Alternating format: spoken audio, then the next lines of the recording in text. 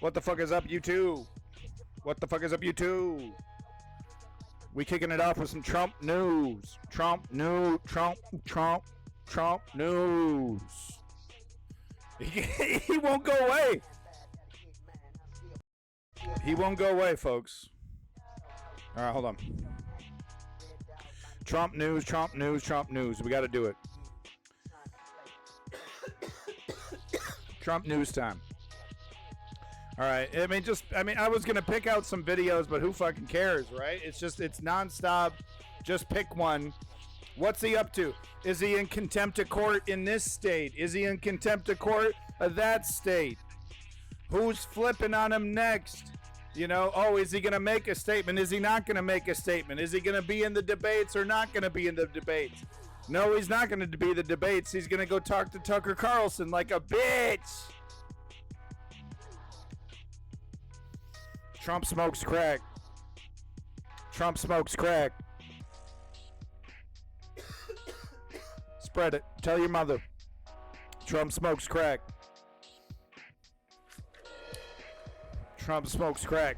And welcome back. Turning to the campaign trail, we learned this afternoon Tell that your former mother. President Donald Trump will not be attending the first Boo. Republican debate. Look, I'll say this. It is the right move politically, but as a political commentator who demands content, this sucks. I want content so I can feed my precious viewers the precious seeds of life that they demand. You demand content, and I wish to bring it to you. But Trump's sitting here on his Trumpy duff. So we're going to have to watch the debates first and then watch Tucker Carlson. We're not watching, we got to watch the debates live. And then we'll get to the Puff interview with Tucker Carlson. But yeah, that's what's going down, folks. So the debate is going to be Chris Christie versus Ron DeSantis, because apparently Ron DeSantis was told by his money masters, you better defend Trump. That's your best bet. Even though that's the losing strategy that got him where he is. So, political advisors are crazy. I don't know. How do you get to be a political advisor? Do you say, look, I actually don't go outside. I live in a media bubble consisting of the West Wing, MSNBC, and Rachel Maddow's podcast. That's all I listen to. And then it's vice versa for the right wing, right? I watch nothing but Nick Fuentes and Tucker Carlson. I don't even watch Fox News. OAN, that's it. I'm completely inoculated. So let me give you my political advice. I haven't talked to a real human being since 1987. Let me tell you what a real human being thinks. I mean, these political advisors they're aliens, dude. They don't know, they give you the worst fucking advice. They're the ones that told Hillary don't even bother with the goddamn Rust Belt. Slick move. In Milwaukee will be without the field's frontrunner, who, according to two sources, Trump smokes crack. Trump smokes crack. Trump smokes crack. Fox News anchor Tucker Carlson. Well, this comes as Trump also put it on a T-shirt. Trump smokes crack. Like he promised to release what he called a, quote, irrefutable report claiming election fraud in Georgia. Trump announced the plans for what he said would be a major news conference the day after he was indicted on felony charges. Huge. Exonerated. Efforts to overturn. Literally, what's funny is that the deep state doesn't want him to say this speech because they know that the moment he says this speech, he will be completely exonerated in every court of law. You can't, after the speech is done, you can't arrest him. So, that's why they're preventing him from doing this. The lawyers are part of the fucking deep state, his lawyers, but he's got no choice, right? But I bet you it's the lawyers that are, because it's not Trump. The 2020 presidential election results in Georgia. But it appears his legal team had other ideas. Trump's legal advisors were reportedly actively urging him to call off the event and I smoke crack with Trump. Claims of election fraud can actually I smoke crack with Trump. Problems. So at least I think it was a guy that looked like Trump. A debate next week for the former president. What Trump will be doing is surrendering himself to authorities in Fulton County, Georgia. Surrendering to me, to my love. NBC's Blaine Alexander is on the ground. Surrender in to my love, Trump. Smoke some more crack with me. Blaine, do we have any idea about when we're expecting to see President Trump surrender? When? Well, actually, Ryan, we do have at least a closer Fake sense news. of when it is going to happen, or perhaps more aptly, when it's not going to happen. So Kelly O'Donnell and I have been speaking with sources. Who? 3 senior law enforcement sources tell us that they're currently preparing for the former president to surrender toward the end of the week. So saying that it will likely not happen earlier than Thursday. So Yeah. when you consider the fact that Friday at noon is the deadline, you could look at that and say that it's kind of cutting it rather close to the deadline, right? So he's only got half a day on Friday This is and news. then all the day on Thursday, according This to our is sources. important. Now, it's important to note that nothing is set in stone just Yeah, yet. okay, good. Planning is still in the works, but that they are preparing for it to happen toward the later part of the week. So all of that, of Trump course, smokes is coming crack as we're with watching Hunter not Biden. only for the former president, but 18 other Start a rumor. co-defendants to come down and surrender as well. One of the big questions throughout this entire thing, of course, Ryan, is where are they going to be? Where are they going to go? Well, we know that the sheriff's office is saying that they are planning for them to surrender at the Rice Street jail. Now, it's very unlikely that Trump himself will spend very much time in the actual building, but it Oh. should be noted that the conditions of that jail itself have come under a lot of scrutiny recently. It's under investigation by the DOJ. The sheriff's office just announced Why a is that? 7th inmate death this year, just overnight. So certainly interesting to watch as we wait for the former president to turn himself in. She says it's interesting. I would disagree. Ryan. Yeah, no doubt about that. So Trump also promised this irrefutable report on Ma. his Georgia election theories Ma. that was supposed to happen Monday, but now it's gone away. Is the sense here that it was his lawyers that leaned on him to stop that from happening? Yeah. Yes. It certainly sounds like it. You know, what's interesting, he's Yeah. not backing away from the report. He's not backing away from what he essentially No, it's so funny. So he's gonna. The thing is about you can't just make shit up and then submit it as fact in a court of law. When you submit something to discovery, you allow your opponent to scrutinize it. So if you are making something up and presenting it as evidence, and it's easily refutable through fact in a court of law, you just made yourself look really, really bad. You know, it's like, you know, could you just, it's, you know, and if possible, you could actually be, more charges could be put upon you for trying to fabricate evidence. If it's that bad, right? I mean, you can unwittingly, you could be like, oh, this is the smoking gun that's going to exonerate me. And then, you know, it's fake or something, you know, there's a million different reasons, right? But, so, you know, you don't have to be conscious of doing it. And that's one thing. But if you intentionally make shit up and then present it as factual evidence to defend you in a court of law, and then it gets called out, that actually doesn't help. And I don't know how much of the deep state. I'm sure the deep state has something to do with it, though. Fucking deep state, man. It's like a deep dish pizza. You choked on. You ever choked on cheese? I choked on cheese one time with a deep dish pizza. It reminded me of the deep state. How they choked the liberty out of my USA ness. I love America. I couldn't tell you why, though. calls the validity of the report. He's more so saying that his lawyers, and he did this in a social media post, Yeah. but he's more so saying that his lawyers said rather than put it out in a news conference, it's better for it to be entered into the record via legal filings, and so that's the route they're going to take. Therefore, the news conference. You think they're just going to submit 2,000 Mules and call it a day? They're just going to submit the DVD, right? So here you go, wrapped up. He was like, I was really just going to quote 2,000 Mules and show a bunch of clips from it. So just give him the DVD, call it a day. We're good. Wrap it right up, man. It totally exonerates him. Have you seen 2,000 Mules? I've been promising to stream it. I should stream it, huh? I should do this. Conference is no longer necessary. But he's describing this report the same way, irrefutable Proof. evidence of election fraud in Georgia. Now, it's important to point out he's not given any details on what's in that report, what this so-called irrefutable evidence may be, and, of course, the results of the Georgia election have been counted, recounted, certified, and it's been found that there was no election fraud. But we, of course, are watching those filings to see what, if anything, is entered into the docket that may resemble that report, Ryan. And, of course, the state's Republican Governor, Brian Kemp, fascinating. also directly refuting Trump's claims as well. Hold on, folks. This is who we are. This is MSNBC. Remember, this is who we are. All right? This is who we are. How Ty Cobb thinks Trump will react to Fulton County Jail. Who cares? Who? Ty Cobb? Who? Is he a baseball player? The Georgia Peach, nicknamed the Georgia Peach, was an American Major League Baseball center fielder. He's not. Why? Why? I thought he was the colloidal silver guy. I thought he was the colloidal silver guy.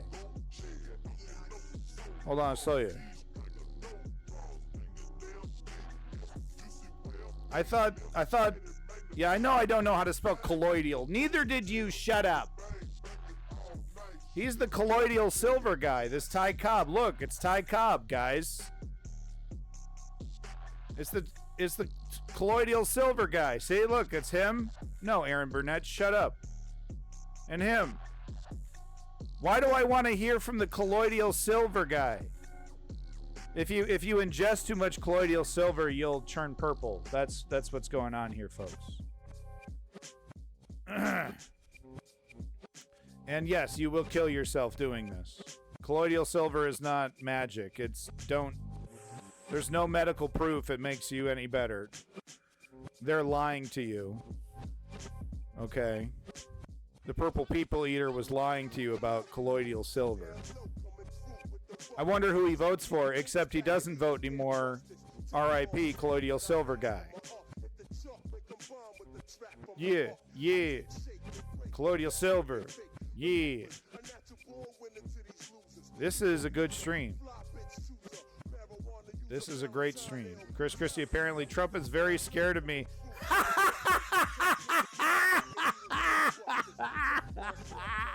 Let's bring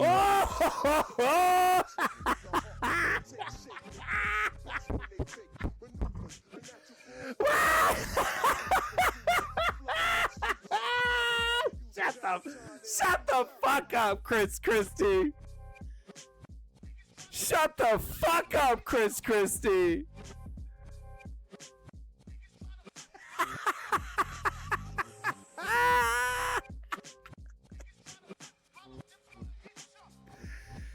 Trump is terrified of Chris Christie, guys. Oh, boy.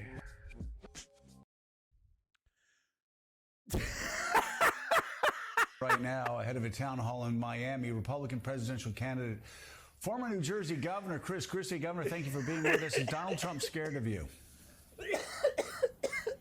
Apparently, yes.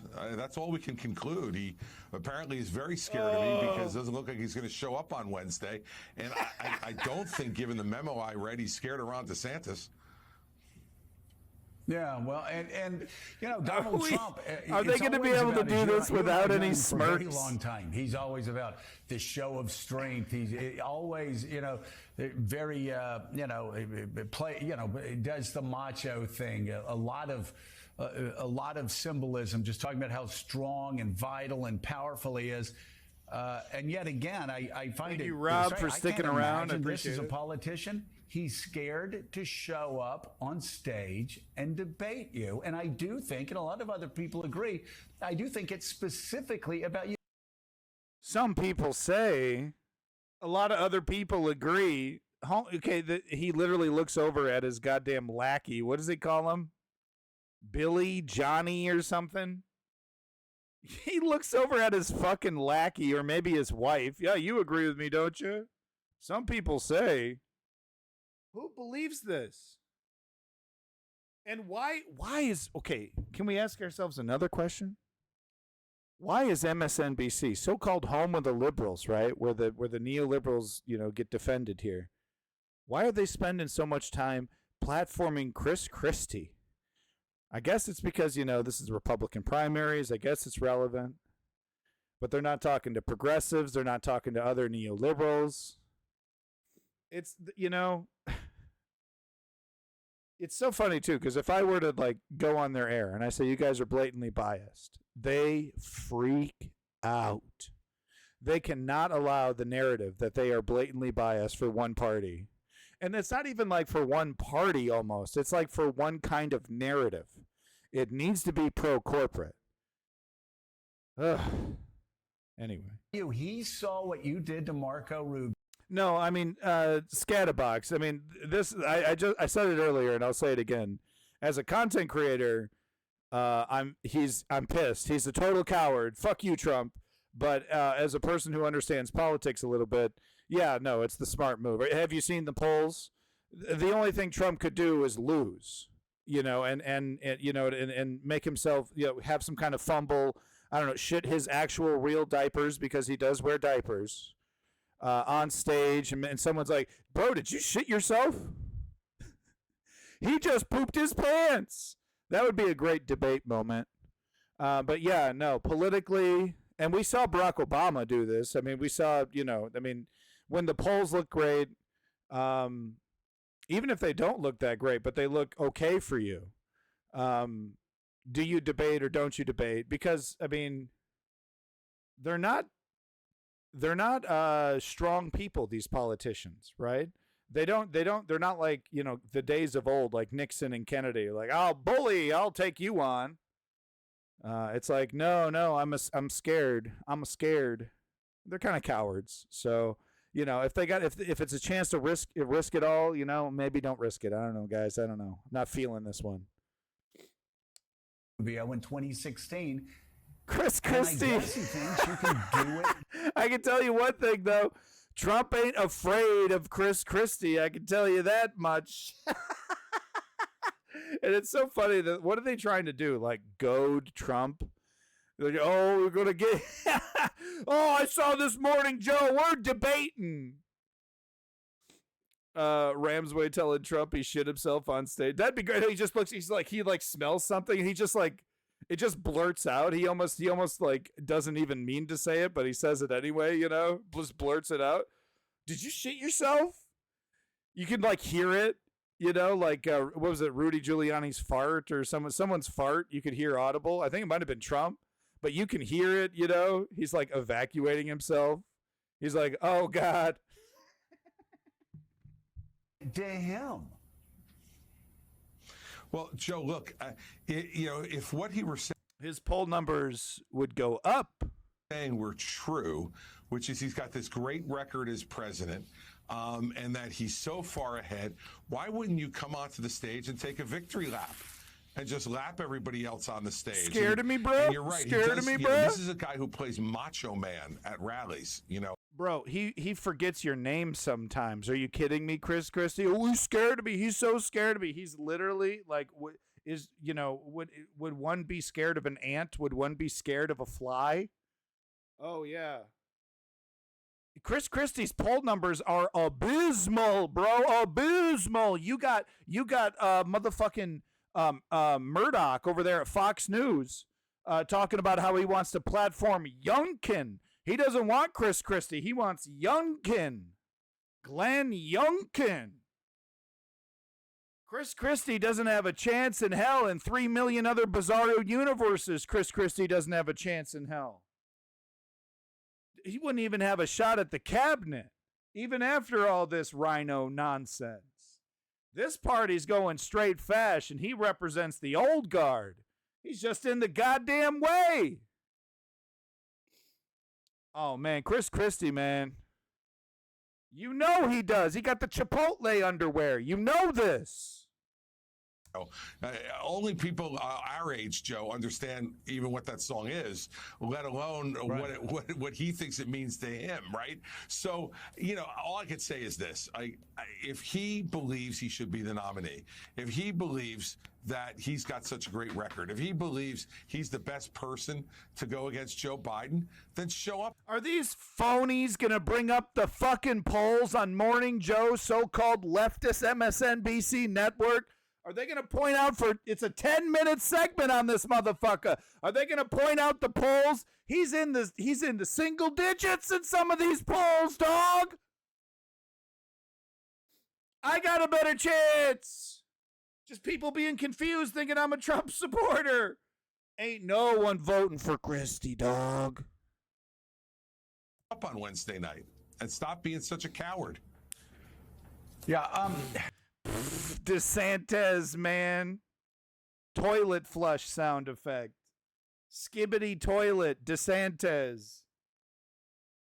Yeah, he plays macho man. You're right. He always has, but there's so much overcompensating. But Point again, out the polls, afraid to Joe. even show up to debate. Okay. I'm wondering, Governor, Ron DeSantis's memo, the memo from the Super PAC said that he needed to go after Vivek the fake. A lot of emphasis on Vivek. Who, from what I've seen, Vivek is up to his Vivek. neck. Really, homie, come on, man. You're supposed to represent white guys. You can't even. It's Vivek, isn't it? Vivek. What is he saying? I thought he was talking about a policy or something. What is it? Vivek. Said that he needed to go after Vivek the fake. A lot of emphasis. Vivek? Is that what he's talking about? So he literally has never met an Indian person in his life, huh? I mean, I'm from the woods, dude. I was born and raised in a trailer in the woods. And I've met more Indian people than Morning Joe. On Vivek, who, from what I've seen, is up to his neck. A very, really talented guy. I've talked to him on the phone early in the campaign. Okay, Morning Joe, really talented guy. This guy just made headlines proposing to cut 75% of the federal government. Not one department, the entire government. He's like, yeah, we should have a Brexit from normality and enter into a realm of chaos. We should purge our federal government to the point that it's completely unfunctional across the nation. That's what he actually said. No, I'm kidding, but 75% of the federal government? You're mad. You're absolutely mad, right? Not even talking about because these guys are so hyperbolic, right? Because they're not even talking about like a program that would maybe eventually lead to 75%. Oh no, cut. The moment I get in there, I'm cutting it all. 5 seconds in, I'm cutting away. Morning Joe. Oh, he's smart guy, real smart dude. I'm supposed to be a Democrat. Remember? Campaign, but it seems that he trots out one conspiracy theory after another conspiracy theory. I'll be honest with you, for somebody young and talented, I don't understand why he's doing that. Can you help me understand better why he seems to be? So I'm supposed to respect his analysis of his policies and who he is. By the way, Morning Joe doesn't bring up policies of Vivek. Talks about, he dipped into some, conspiracy theories, probably about the election. And so he's like, I'm supposed to respect his analysis. And now I'm supposed to be like, he has a grip on the situation. He's going to ask Chris Christie what that is. Man, this is embarrassing, dude. Yeah, I mean, doesn't he have time to fucking does he have time to read up? I know he's on the air like 6 hours a day, but does he have time to study? Be interested in trotting out all of these conspiracy theories, and even asked whether Neil Armstrong landed and walked on the moon. He said, well, I have no evidence to suggest he did not. So Wait, DeSantis debated Chris Christie? Oh, you're talking about in the previous Republican presidential debate?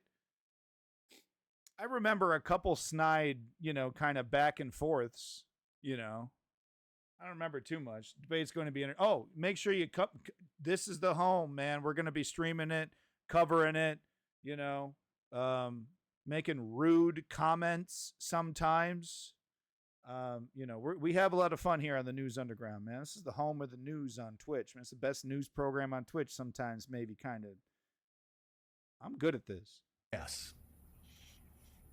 Yeah, no, look, I can't explain it, to tell you the truth. I really can't. Maybe he'll explain it to us on Wednesday night. But I think the bigger question is, Joe, if you're Ron DeSantis and you've been the leading contender for months and months and months now. I mean, think about it, folks. This is Chris Christie pretending to be a tough guy, okay? Let that sink in. Because this is his opportunity to talk tough, right? Oh, Trump, you're a wimp. You're not going to show up and debate. So this is Chris Christie emulating what a tough guy is. Why that's what you're focused on, and why is your strategy to defend Donald Trump? I mean, look, Joe, the guy's going to be. It's so funny. All we have is this leak of this so-called strategy, and now DeSantis, if he gets out there and defends Trump, dude, everyone's going to be like, "Oh, the leak was true. The leak was true." By the time we get on the stage Wednesday, it's possible that Trump could be out on bail in 4 different jurisdictions. Yeah, what are you trying to do? Make his supporters rock hard for him? You know how awesome that sounds to a grand majority of the ultra MAGA? Yo, my boy out on bail. He about to take over this presidency. My boy out on bail. They think it's great, dude. They think this is awesome. He's fighting against the deep state, which you're a member of, Chris Christie. Actually, they count you as 2 because of your weight problem. New York, Florida, Washington, D.C., and Atlanta. I mean, I don't think that's a calling card for a strong front runner for President of the United States to be out on bail. I mean, what's sort of the first question be for Bret Baier? Could you review for the voters your restriction releases, what you can and can't do? Oh, got him. Oh, that makes Morning Joe chortle, yo. Being released from custody? Oh, my God. I mean, and yet we have DeSantis focusing on Vivek. He got him. And saying he wants to defend that. I don't want to defend that, Joe. I want to be on that stage to say to the voters. Okay, we're going to show, oh, my God, now we're bringing in the rest of the peanut gallery here. So we're not going to show the polls. That's what we're going to do, huh? All right, no problem. Hold on.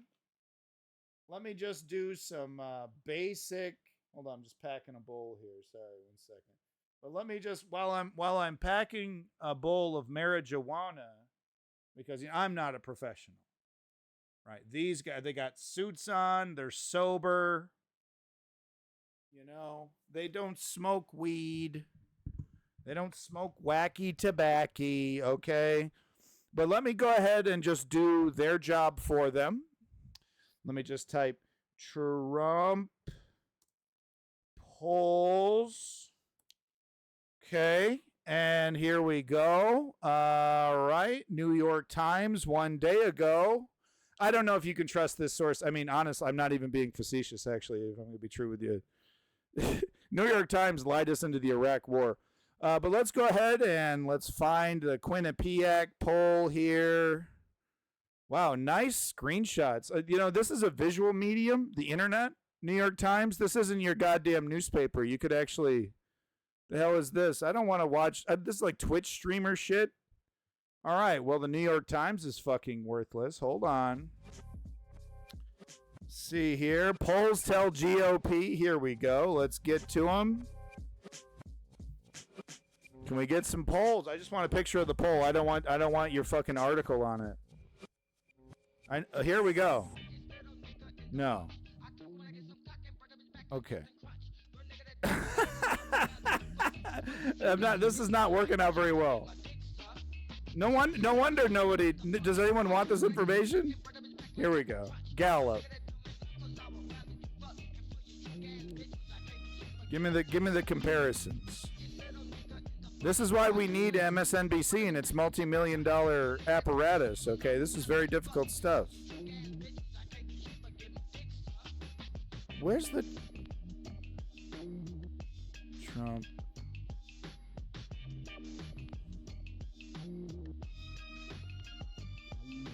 Oh, 538. I don't like 538. No, it's the favorability opinion. By the way, this is true. Biden and Trump are tied in a hypothetical, by the way, neoliberals. If the election was going on right now, it'd be a neck-and-neck race right now. Okay.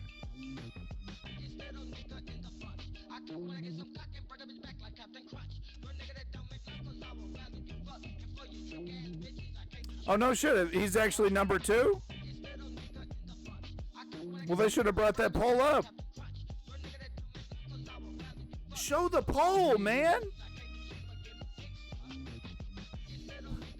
I just wanted to show you a really cool picture of a poll, Here we go. Maybe Emerson College polling. Here we go. This is what I was looking for. It only took me, this is why we need MSNBC, but they couldn't do it, so I had to do it for you. So Donald Trump, 49%. He's afraid of Chris Christie because he's growing like Akira at 9%. Really, really, really barking at the heels of Mr. Trump there. Ron DeSantis at 8. Yikes. So this is in New Hampshire, huh? Mike Pence, 1%. So I'm surprised. Why wouldn't Morning Joe bring up these polls? He's gaining on it. Damn, is that damning with faint praise? Do you think Christie said, don't talk about the polls? I am not watching the rest of this. Fuck that. Putin critic wanted in Russia? That has nothing to do with Trump. Unless it does. Giuliani ain't going to jail for Trump. American democracy is a beautiful thing to watch. And the transition of power in America. You know, it's a beautiful thing to watch. Rudy Giuliani with hair. Because it's like, is he, because I mean, in this one, he's wearing a hairpiece. It couldn't be more clear. But in other images, he had hair. And he just like whoop, it just like he hit a wall and it just disintegrated off his head like Thanos snapped it out of existence. But that's what I like to do is like spot the hairpiece. And in New York City is really a model and an example to the rest of the world as to how people should govern themselves. I know, maybe it's not a hairpiece, maybe it's hair dye, right? Because there's clearly two shades here. But this is definitely darker, but maybe it's just dye. We know Rudy likes the dye. That was then New York City Mayor-elect Rudy Giuliani. That was 1993. He was graciously thanking his opponent, Mayor David Dinkins, after defeating him in the election. His comment then was perhaps unremarkable, right? You'd expect it, but fast forward 30 years and it is stunning, as Giuliani now stands. One thing you can depend on with CNN and MSNBC, if Rudy Giuliani is brought up, and even Democracy Now!, I've noticed this, is they show the picture with the fucking leak. Every single time they talk about Rudy Giuliani, they show this picture right here with the goddamn leak when he was sweating like a dog, carrying water for Trump, doing some quick-ass speech. Didn't he later fart? Like he was doing some statement in front of Congress and he farted and then this woman behind him smiled? This whole thing's a farce. And accused of trying to subvert an American election. He is one of 18 people indicted alongside of former President Trump. God damn, man. What'd they get you for, Rudy? Violation of Georgia RICO Act, solicitation of violation of oath by public officer? No, come on, fake news. False statements and writings? Not my Rudy, not America's mayor. Conspiracy to commit impersonating a public officer? Rudy, boy. Did you get a little pretend badge too? Conspiracy to commit forgery in the first degree. Oh, they got him, boy. Conspiracy to commit false statements and writings. Conspiracy to commit false filing, false documents. Yeah, so it's like I was saying earlier, it's actually illegal to make something up, put that on paper, and then submit that in court as evidence. So if that's what Trump was planning to do instead of his little Monday speech, you know what I mean? Like I said, he just submits 2,000 mules. Here, it's all the proof you need, jackass. Here you go. Bop, puts the DVD on the table. He's like, I guess I'll walk free now, bitch. And then just walks right out the door, right? 2,000 mules. It's all the proof you need, man. They got the dumps. They got the mules. They're passing around USB drives like vials of heroin. That's a quote from your boy Rudy. They got him dead to rights. I mean, this is all fake news, man. This is what the deep state looks like. Soon the deep state's going to be coming after me because all I wanted to do was support the president in his attempt to take over United States democracy through force. It's just a little authoritarian takeover of a democratic country. What's the big fucking deal? All right, you got to break a few eggs and all that. Patriots, whatever. This is 13 charges under the state's RICO law, which is similar to the anti-racketeering law that Giuliani himself used in the 80s to go after organized crime when he was a prosecutor. Joining us now is Ken Friedman. He served as the spokesperson for Mayor Rudy Giuliani in 1993's mayoral campaign. He was also a consulting producer for the CNN original series Giuliani, What Happened to America's Mayor, which you can watch on CNN this What happened to America's mayor? You know, Lenny was asking that question in the chat. Saturday at 8 p.m. Eastern. I was just thinking, welcome. Did you write those remarks that he just read in 93? No, those were his remarks. Those were but they matter. Yes, and they mattered. And he was gracious he was gracious then. Right? He was gracious in defeat in 89. He was beautiful. And he was gracious in victory in 93 and in 97. What happened? He became less gracious or ungracious, let's say, or uncivil, worse yet. you fast forward to his days working with Donald Trump, and you saw the transformation almost immediately. Or he's always been a corrupt little fucking bastard, and we just noticed. Are we fucking kidding ourselves? We're gonna exonerate the corruption of the Giuliani fucking governments? Oh, how quickly we forget. You know, there's a paper record for this shit. You think this guy was squeaky clean? This guy was corrupt as fuck. And yeah, but you know what he did do? He did clean up Times Square using authoritarian tactics. But it did work. It was a mess. But he had to do it using strong arm tactics, you know. But man, the trade-off is unbelievable. Tax cuts, real estate, sweetheart deals, you name it, man. Rudy Giuliani's record is filled with corruption.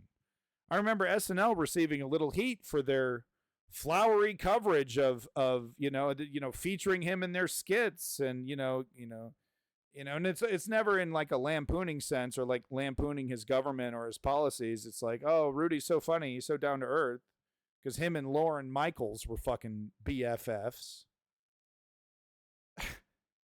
I don't know. I don't want to hear this jackass defend fucking CNN, MSNBC, they love that shit. They love to find some right winger who's like, he's not a hardcore right winger. He's just a, right winger from the 90s.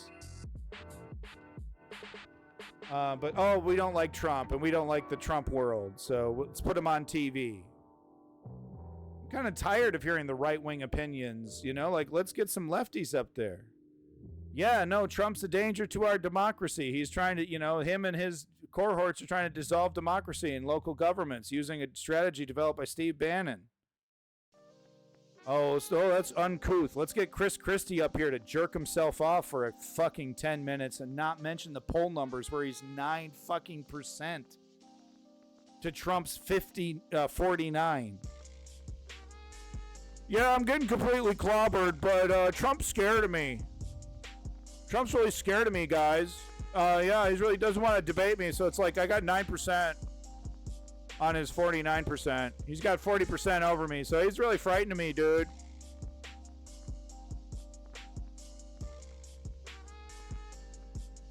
This is funny shit, and literally no one's watching it. Good thing you know what I'm going to do? I'm just going to fucking broadcast this tomorrow in the morning. That's what I'm going to do, actually. Yeah. I'm going to rebroadcast this video on Twitch in the morning, because this is funny shit. This is hilarious. What is XQC up to, huh? Oh, dude, I didn't sleep with her. Oh, bro, I didn't cheat on her, bro. I cheated on her, but it's okay. I don't know. Oh, bro. What's Hassan up to? Oh, hey, guys. Okay, gotta go. Bye. Gotta walk my dog. See you later. Bye. I'm Hassan. Bye. All right, Woke Page. I'm going to do this, though, because, I'm not getting a lot of chat interaction. So I'm going to replay this shit in the morning. Just in the morning, like 8 o'clock in the morning on Monday. And then, Sunday, on Saturday. Tomorrow, on Saturday. And then I'll do my normal Saturday stream. What you think of that? Kudlow! Kudlow! You ready for some Kudlow? Here we go with some Kudlow. Kudlow is like unreal. Kudlow doesn't exist, right? Kudlow! Who is this guy? We don't know who this guy is, man. We have no idea who Larry Kudlow is. Did you know that Larry Kudlow is actually an actor on par with Andy Warhol, and everything we've seen of him is some grand farcical absurd play that he's playing on his deathbed? He's going to submit something that he had written in the 1970s, and he had it notarized that said, "From henceforth, I'm going to pretend to be this comical, cartoonish banker oligarch on TV." But it's actually I'm actually left wing. I voted left wing my whole life. I'm giving away all my money to charity. And just to let everyone know, I was making fun of who I am, who you think I am. I was actually satirizing and making fun of that. That's the only possible explanation for a Larry Kudlow, is that it's some lifelong Andy Warhol style bit. Okay, because no, he doesn't exist. He's not real. Kudlow. Here we go. Doing no business. That's, how come you don't do business with India? The tariff is so high that nobody wants it. But what they want us to do is they want us to go over and build a plant, and then you have no tariff. I said, well, if we have growth Kudlow. policies like you're describing, on energy, on drilling, on lower taxes, on deregulation, and so forth. Yeah. I mean, that's going to help the dollar a lot. It would seem to me, well, let me ask you what you're thinking here. Yeah, what you think? Would you want tariffs on foreign goods coming into the U.S., take those revenues and cut taxes on American goods and American families here? Would that be something in a second Trump term? There's a couple of things. Number one, look, let the true G talk. Shut up, let the true G talk. As they say. I think when companies come in and they dump their products in the United States, they should pay automatically, let's say, a 10% tax. That money would be used to pay off debt. It's a massive amount of money, even at 10%. It's not going to stop business because it's not that much, but it's enough that would really make a lot of money. The other thing I want to have is a matching tax where if India charges us, India is very big with tariffs. Oh, yeah, very protectionist. Okay, I mean, I saw it with Harley Davidson. I was saying, how do you do in a place like India? Oh, no good, sir. Why? They have 100% and 150% and 200% tariffs. Yeah. So I said, so they can sell their Indian motorbike. They actually make a bike, Indian motorbike. That's what it's called. Look it up. With no tax, no tariff. No tariff. But when you make a Harley, when you send it over there, because they were doing no business, I said, how come you don't do business with India? The tariff is so high that nobody wants it. But what they want us to do is they want us to go over and build a plant, and then you have no tariff. I said, well, that's not good. That's not our deal. Okay? Yeah, that's he's not the our deal deal. maker. I came down very hard on them. Good. But India is very You're big. fired. Brazil is very big on tariffs. I mean, very, very big. He went to his advisor. I say, how do you say you're fired in Indian language? He said, sir, just say you're fired. You're fired. Big. And we had a couple of people, like the senator from a place called Pennsylvania that I love. But this guy was just horrendous. I said, let me ask you a question. If India's charging us 200% and we're charging them nothing Don't do for drugs, products, kids. can we charge them 100%? No, sir, that's not free trade. Can we charge him 50%? No, I said 25, 10, anything, no. He's so good. Look I at his said, hands. What the hell is wrong? There's something wrong. You know who I'm talking about. I do. Every single Kudlow thing we knows. tried to get through, Dunk he him. would try and block. So if India's charging us too, so what I want to have is a called retribution. You could call it whatever you want. If they charge us, we charge them. Reciprocity. You could call it anything. There's many names. It's called You call it retribution. equalization. Called retribution. You could call it whatever you want. If they charge us, we charge them. Reciprocity. Yeah, reciprocity. Yeah, sure, whatever, Larry. Yeah, okay, buddy. I know what that means. Don't make me look stupid, you fucking worm. How dare you fucking interrupt the Trump? Okay? Shut the fuck up, Larry Kudlow. You could call it anything. There's many names. You call it equalization. Fuck up, Larry. If they charge us, we charge them. Very simple. Fuck up, Larry. Now, two things will happen. One of two things. Either they'll wipe out the tax and so will we, or we'll take in a lot of money and that's okay too. But eventually what they'll do is they'll stop doing it. But we don't do that. We have countries that charge us 100 and 150 and 200%, and we charge them absolutely We nothing. can't be paper tigers. We just can't What? be paper Wavy bread. It was, you know what I heard? Wavy bread. You know what I heard? Trump was the greatest president ever. Did you know that? The economy was amazing. The economy was amazing. Okay? I mean, I didn't really get a raise or like But I remember a lot of people making a lot of I didn't make a lot of money personally. But a lot of people made some. You remember the economy? Also remember Trump saying he's going to nuke a hurricane, but we're just going to ignore that part because you know why? The economy. I heard that from Larry Kudlow in Friends.com. And if we do those two things, and I do like the 10% for everybody, the problem with the 10% is that some countries are much bigger abusers than others. And some, China plays with the value of the yuan always, and they always create a low value. They always make it weak. Now, it's one of the only points that, actual salient points that, if Trump wasn't a maniac, be like, oh, I like it when he talks about that, is China's currency manipulation. I recall him doing jack shit about that when he was 4 years in charge. But the economy was really not for me, though. I got fired at Wendy's. They hired me at Arby's.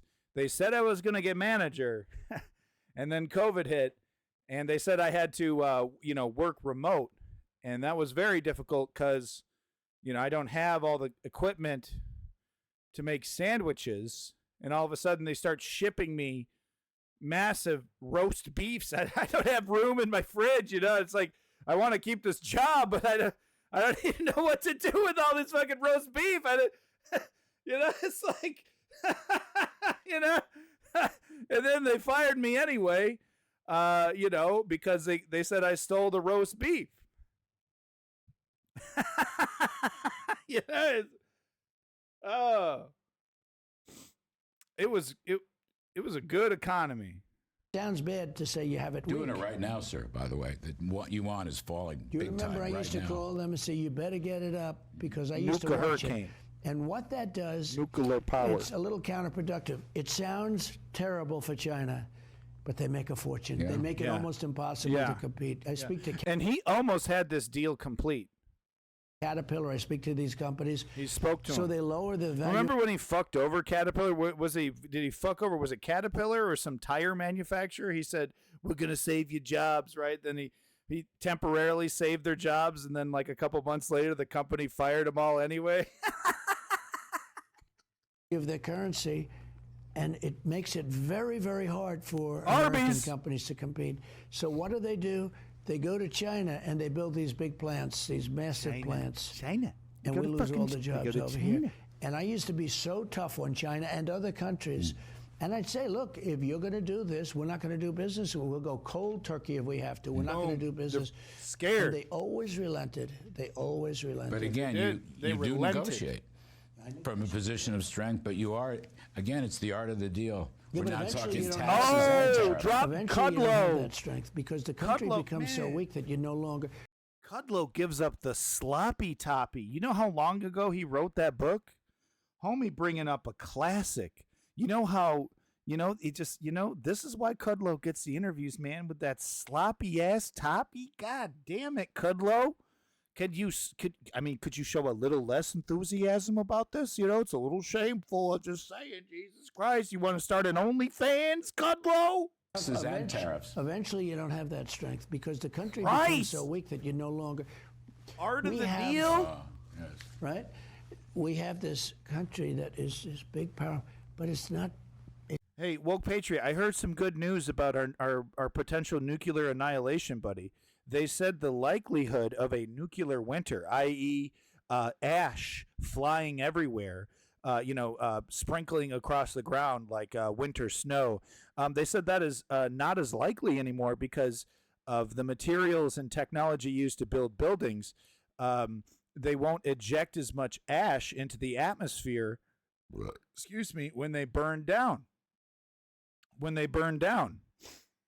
So I just thought, it's about glass half full. So we won't even have to deal with the, comfort you know, of that beautiful ash falling in the sky like snow, knowing that it's the ash of millions. So we're not even gonna have to deal with that anymore, bro. Bonus. It's losing everything. We're losing our dignity, but we're losing that big market. It has more power when you have it rolling like we had it rolling. Yeah. It has nothing to do with the fact that China intentionally keeps, major U.S. interests out of their market. You know, and China and Russia's, of course, attempt to create this whole separate market. I love this. He pretends to have some kind of strong, but he just wants to suck up to the empire. Don't you, Trumpy? Yeah, no, the dirt and dust will come down first, but the earlier projections of the ash and stuff raining everywhere was when houses were made out of timber, but I think it's the material difference now. So it loses that power, but the tariffs are great not only for the dollar and all of those things that we know about that you and I like and understand better than most, but it's also good for keeping us out of wars. It's good. We can do a lot of power with that. There's a lot of power. Putin would have never gone into Ukraine, but that was just on my relationship with him, my personality over. We could do a lot of power, guys. Would have never gone. I used to speak to him. It was the apple of his eye, but I said, don't ever do it. And it was, tough stuff there, but he would have never done it. But he wouldn't have done it for another reason, and maybe this is even stronger. We, with this green energy, drove up the oil price, so high, where he was getting $125 close a barrel, that he made so much money that he was able to go and prosecute the war against Ukraine. I had it down to 40. I mean, I had it down to less than zero for a period of time, for a short period of time, because it was going so wild that we had so much energy, we didn't know what to do. We filled up the reserves. He just let, he's How now about that taken the rape reserves case, down dude? Lower than they've ever Weren't been in you history. convicted of rape? Essentially none. That was meant for war, not to reduce the price of gasoline before an election. So, anyway. But, Putin would have Did you never rape ever somebody? been able to do it because we would have been at $40, $45 a barrel. When it hit over 100, I mean, he was making money. The wars are expensive. He was making a fortune over and above the cost of the war. He would have never been able to do it. He didn't have that much money. So all of these You just make shit guys, up, dude. these That's stupid so people awesome. That did what they did. I don't need to prove it. They made Russia very rich, and Russia was able to do something that they wouldn't have been able to do. I So mean, it it's would have great been if two people reasons. just Number believe it, one, dude. It's so weird and cultish. He has no proof. Complete assholes. I would have done this. I would have done that. I would have this, and the other thing. Look back in history of his actions. These actions are transparent, by the way. You can look back through his record. So we could see what he was concerned with. He was concerned with none of these things. The only thing he wanted out of fucking Russia and Ukraine was a Hunter Biden dick pic. He wouldn't have done it, but he would have not been able to afford it. But they made the barrel go so much. I mean, they were way over $100 a barrel. He was making a fortune. And then if you remember, I ended the Nord Stream 2. Nobody ever heard of Nord Stream 2 until I came along. I said, you mean Germany is getting their oil from Russia? So we're helping Germany with NATO and all of Europe. And by the way, subsidizing and all of those things, which I ended that 100%. It just rambles. It's just, he doesn't make any goddamn sense. Yeah, like no one was talking about the Nord Stream 2 pipeline before he came along, except the politicians, scientists, construction, and all these other interests who were building it and made it happen. But no one was talking about this before Trump came along. I mean, what is he even talking about, bro? What? Did you invent gunpowder? I mean, what? But I said, so isn't that a weird thing? No. We're defending Germany from Russia, but Germany's paying Russia an absolute fortune to buy their oil and gas. I mean, if like I said once again, if he was a smarter man, if he was a smarter, more clever politician, I'd be like, oh, these are things I really like to hear, because it is true. But the thing is that before Russia attacked Ukraine, there was this attempt at treating Russia like a normal actor, and you couldn't just be belligerent against Russia, for no goddamn reason. You had to do it soft and subtly, like NATO did, right? But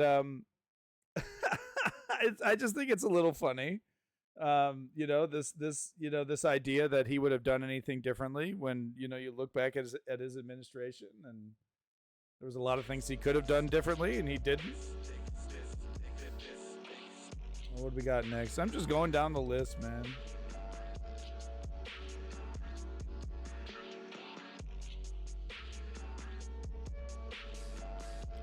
I'm just happy that there's going to be no Ash. Yeah, I know what time it is. DJ Juicy J. I'm not worried about no goddamn nuclear missiles.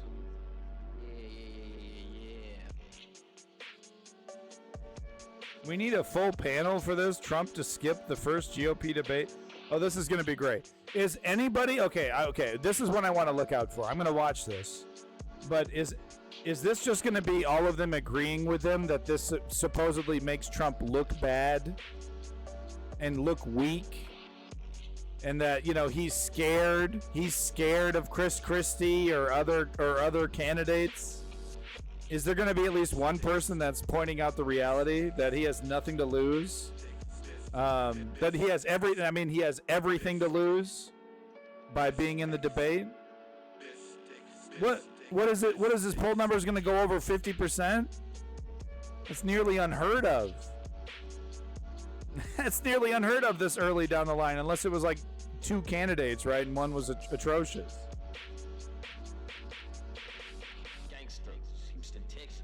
So I'm curious to hear what these MSNBC heads have to say, what their prognosis is. Because honestly, no, I mean, and are they going to bring up the fact that Barack Obama did this? I mean, Democrats do this all the time. They do. Look, if they're ahead in the polls enough, why risk it, And especially why risk it if you have like a young upstart who is definitely going to talk some shit on you and definitely challenge you and definitely pin you down, and people want to see that, so he's going to be given time. So why would you do that? Why fight that if you don't need to fight that? Now, if the poll numbers were anywhere close to anybody else, of course he'd be more interested in doing it. But that, it's the political reality of the situation is that it's advantageous for him not to. Are these hacks at MSNBC going to admit that? There's 5 of them, I think, 4 or 5 of them. Is anyone going to point out that this is pretty much a smart, sound political strategy that's employed by the left and the right? Or are they going to go with this he's scared of Chris Christie narrative that they seem to be pushing over on MSNBC? I'm interested to find out.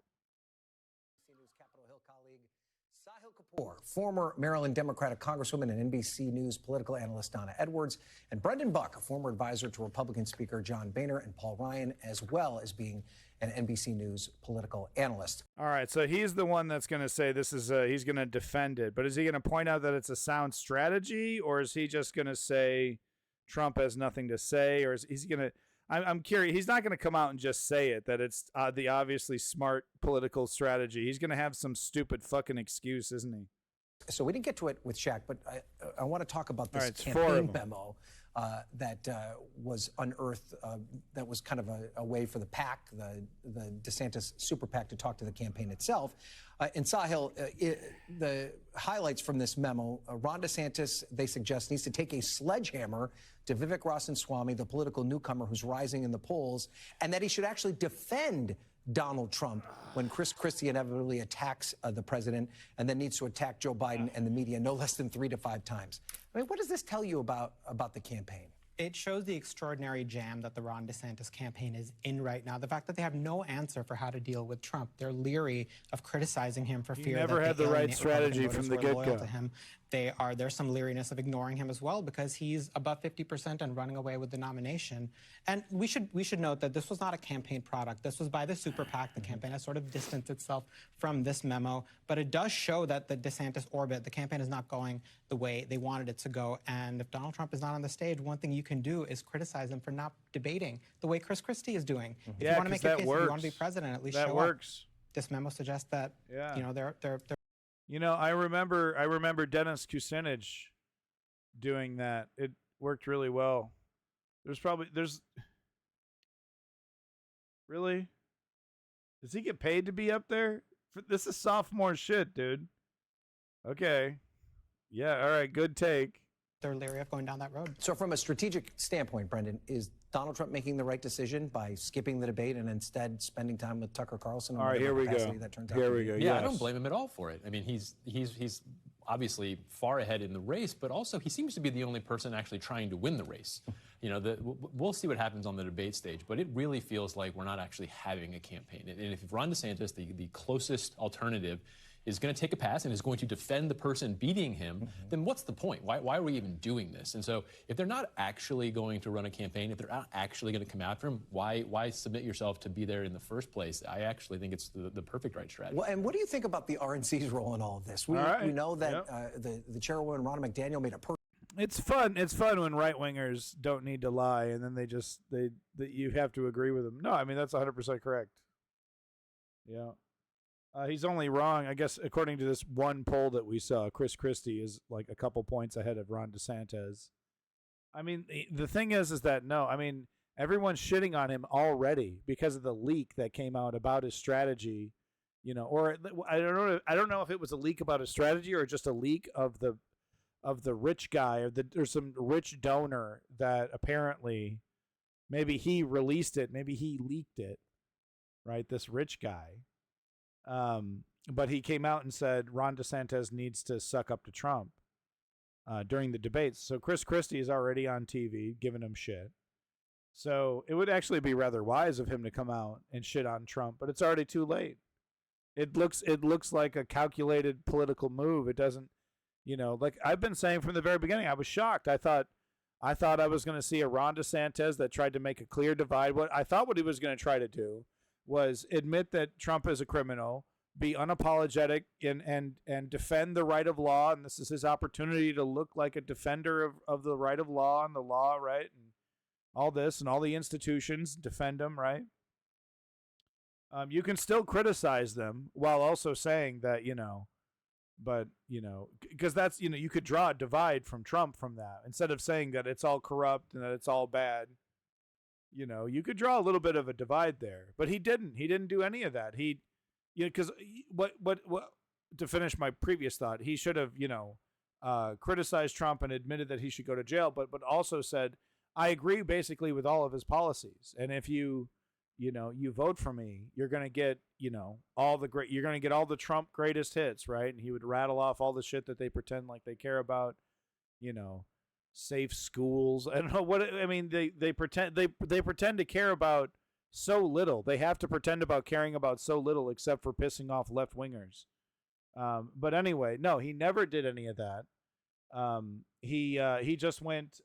He was pussyfooting with Trump all the time, kind of disagreeing sometimes, but really mainly defending him, going on TV and agreeing with all the other Republicans, saying it's a witch hunt. We shouldn't convict Trump. Maybe he did some wrong things, but I don't think he's using the excuse of, I don't think we have time. He's an 80-year-old man. We shouldn't even bother. Like it's not like Law and Order isn't important. Very wishy-washy language. And he's really fumbled the ball the whole way, man. If he comes out in this debate, and he kind of has to now, raging against Trump, it's just going to look like the nerd that got the fucking memo way too late. He's swinging, wildly swinging in the air. And Chris Christie is going to be basically throwing what he's going to be doing, he's got a bunch of good shit he's going to throw against Trump, and he's going to try to lump DeSantis with Trump, and criticize them both at the same time, because, he's going to try to call out DeSantis for his defense of Trump. So, I mean, DeSantis is in a rock and a hard place. He's got to come hard against Trump as well and throw Chris Christie off. Looking forward to it. I can't wait for the debate, folks. It's going to be a lot of fun. Make sure you catch it here. It's going to happen next week, I believe. Like the 26th, I believe, something like that, 26th, 28th. But next week, folks, make sure you tune in, because we are going to be watching that shit and it's going to be, horrible. It's going to be horrible. Personal plea to Donald Trump. There's some reporting out there that the executives from Fox News made an entry to try and convince him to be there, and Trump doesn't seem to care. Does the RNC have any power when it comes to the shepherding of this party? And it's not a new thing either. I mean, it's been Donald Make Trump's us $1 million, party of Trump, infrastructure please. for a really long time, and she's tried to wrestle it back and give the at least the appearance that there is a primary going on here. But I think we're squinting pretty hard to see an actual primary, and I think that he doesn't really need much of them. And I think all of those other people on the stage need Donald Trump much more than he needs them. So, Donna, if you're one of these other Republicans on the stage, I know that might be difficult for you to try and put yourself in that place, but how do you handle that? Obviously, even though he won't be there, Donald Trump will be the proverbial elephant in the room. How do these Republican challengers to him try and find a way to break through without him there, but him being the most important topic? Well, there you have it. Donald Trump is sucking up all the oxygen, whether he's on the stage or not. And I think for some of these candidates, to the extent, as Brenda said, that they are unwilling to go after Donald Trump, then it means that they're not willing to replace him. And I think voters will see that. And certainly Mr. Trump has seen that because he doesn't even see fit to show up. Why get Trump light? Why get Diet Trump when you can get the, full Trump? Why get Diet Trump? That's what I'm saying. That's what I've said from the beginning. DeSantis' strategy, terrible. Because that's all the other Republican strategies as well, except for Chris Christie. But Chris Christie represents the Mitch McConnell old wing, the dying part of the fucking Republican Party that's collapsing as we speak. On the stage with them. So, I mean, other than Chris Christie and Ain't Asa no one wanting that Hutchinson, shit. who are not going anywhere in the polls, nobody else seems willing to take on the front runner, who is Donald Trump. And to the extent that they don't do that, there is no space for them to win this nomination. I mean, I'm a little curious, if you decide you're going to run against Donald Trump, what is there to She lose basically said the by same going thing I after did. him on this debate stage? You've already said that you want to challenge him. You've already said you don't think he's the best nominee for president. Why is there any benefit to trying to just kiss up to him in a stage like this? Well, I mean, that is the question that everyone's asking. And I think for those Republicans, So the reason why they're mystified is that they believe the Republican Party was different before the Trump era. What they intentionally miss is that the Republican Party created Trump because of the direction, that it's going in. It's an authoritarian party. It always has been, but they increased that. It made their constituents more and more attracted to authoritarian strongmen. I mean, the whole trajectory of the Republican Party has been leading up to a character like Trump. The whole trajectory. But MSNBC wants to treat it like an aberration because they love neoliberalism, and neoliberalism needs, as Nancy Pelosi said, a strong right-wing party so that they can keep the charade going, the charade of this, this corporate status quo where every so-called progressive left-wing step is means-tested and put through a corporate profitized system as best as possible while emulating the language of progressivism. And then the right wing pretends, that it's pro-liberty, anti-government, while using these, smoke screens to deregulate, and a million other things that they do. And then the neoliberals are like, oh, we have to compromise. Oh, no. Oh, I didn't want to be a corporate whore, but I just had to. I had no choice.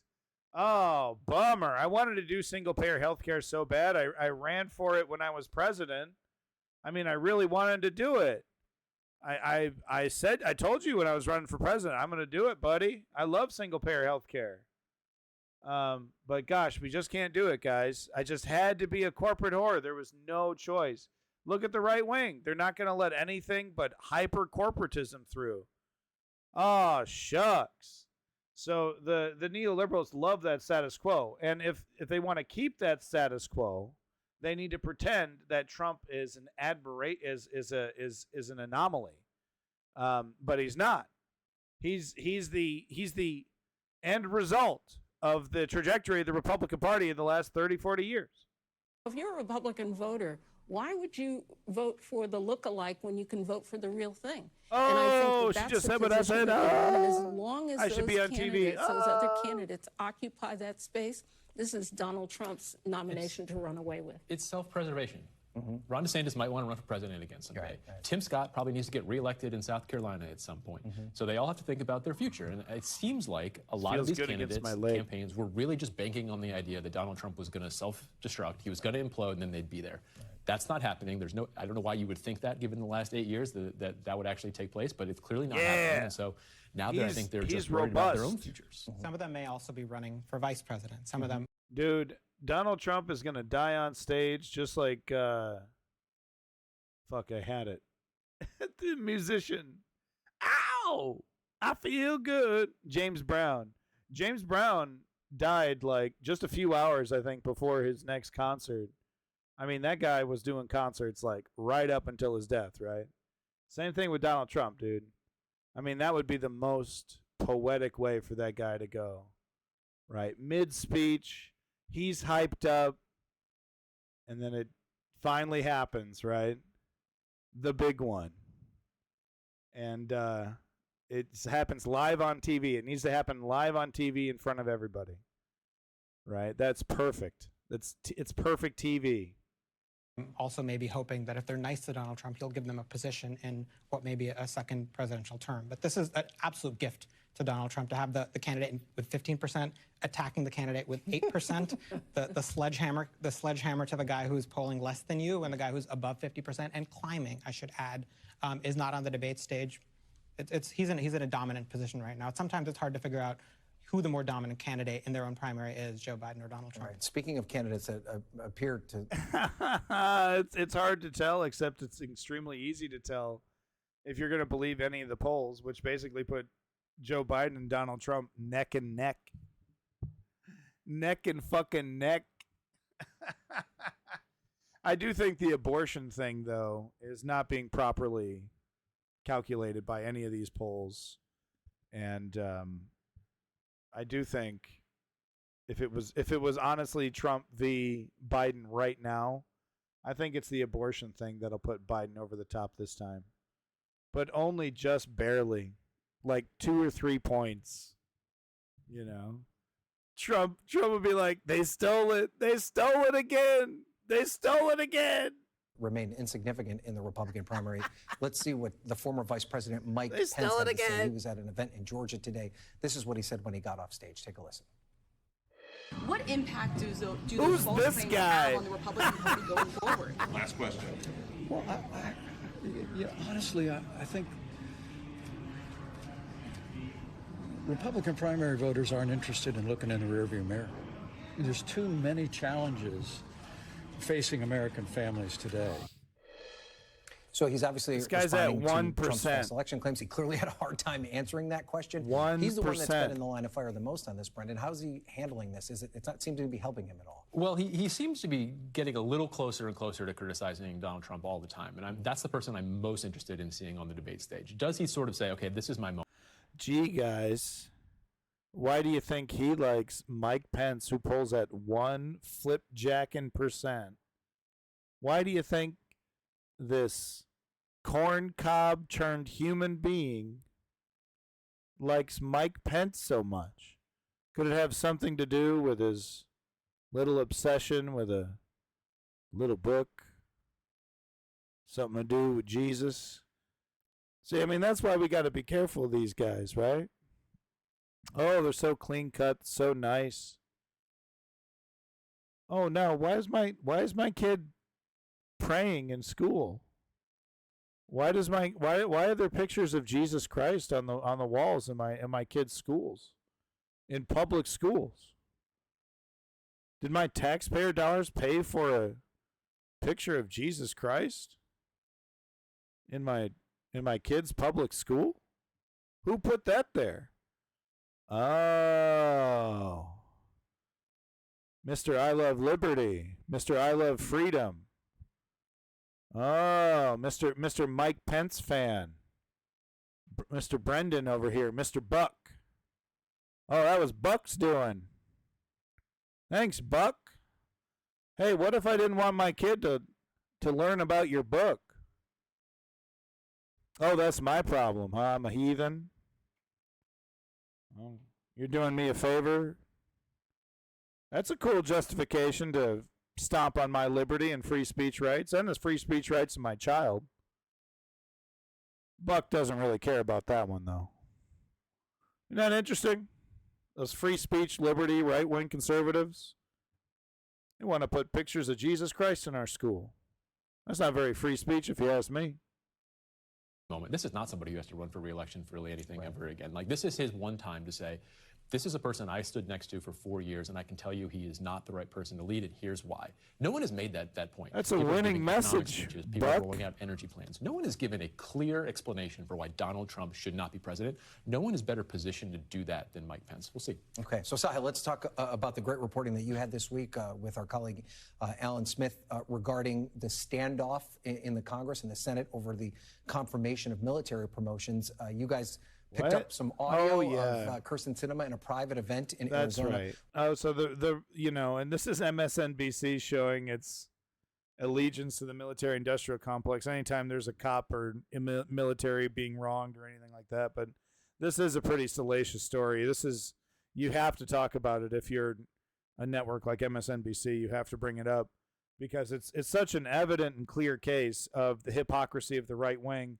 They pretend like, no one loves the army more than us. No one loves the military more than us. We're the real patriots. We, blah, blah, blah, blah, blah. And then here they are. And they do this all the time. Voting against veteran, the VA, voting against that, defunding it, making it harder for veterans to get medicine and fill in the blank. Right, just squeeze a few bucks so that they can fritter it away for something else, for a buddy or something. So the right wing have not been the friends of the military-industrial complex or soldiers of the military in general, and the police, But it's a little different with the police, we'll say. But you do see similar activity, like they pretend to, But you know who really gets on their hands and knees for the military-industrial complex, the military in general, and police? Well, them neoliberals. Oh boy, protect our troops and all that. Yip yip hooray, hip hip hooray. And I'm not saying, the most recent change that Joe Biden made, I straight up celebrated, which is an amazing move. Female soldiers having their sexual assault cases, male soldiers as well, of course, but sexual assault cases being tried outside of the military, internal trial system. If you want to see that, check out the amazing TV show JAG. If you want to see what that's all about. It's a military court drama. If you want to learn more about how the military courts work. Spoiler alert, they don't work. They're incredibly biased and nothing of real justice gets done. So it was a really smart move by Joe Biden to do that. Oh, my God. Do we have to watch the rest of this? I hate this. Where she suggests, now remember she's an independent now, not a Democrat, but suggests that Tuberville and the administration need to find common ground when it comes to this DOD confirmation of military promotions. You guys picked up some audio of Kirsten Sinema in a private event in Arizona where she suggests, now remember she's an independent now, not a Democrat, but suggests that Tuberville and the administration need to find common ground when it comes to this DOD policy on paying for the travel of service members who are seeking abortions. Wow. What's her end game here? We know that she tries to be the great diplomat on the Senate floor. Can she pull it off in this regard? It's hard to see how she pulls it off. It's quite a bold move for Sinema to wade into this standoff, which is entirely 100% about the Pentagon's travel policy as it relates to abortion. This has been going on for months now. The Secretary of Defense and Senator Tuberville have spoken on the phone several times. They have an irreconcilable difference over it. Now, Sinema at this private event, this was an invite-only event that Alan Smith and I obtained audio for. She talks about the need for both parties or both sides here to step off from their positions and find that middle ground to solve the challenge that we're facing. I'm not surprised one iota. that was what Kristen Sinema said. She switched to independent. She should have switched to super centrist. Like, and her hair should just stick up like Goku, you know? It's very hard to know what this looks like. It is on brand for Sinema to, present herself as an independent voice, to present herself as a bridge between the two parties to help solve problems. It is off brand for her to break with Democrats on a fight that is ultimately about abortion. For all the headaches that she's given her party, she's been solidly in line with reproductive rights advocates on that issue. What her endgame is unclear. She's an independent now. She has not said whether she's running for re-election in Arizona, and if she does, she would have a challenging path. I asked her office she's going to get what destroyed. What does it look like? They won't say policy or... No, I don't think she's even going to bother running again because, I mean, people hate her guts. Dude, they hate her fucking guts. She got in there pretending to be a progressive. I mean, look at her campaign. Look at how she got into office. Okay, look it up.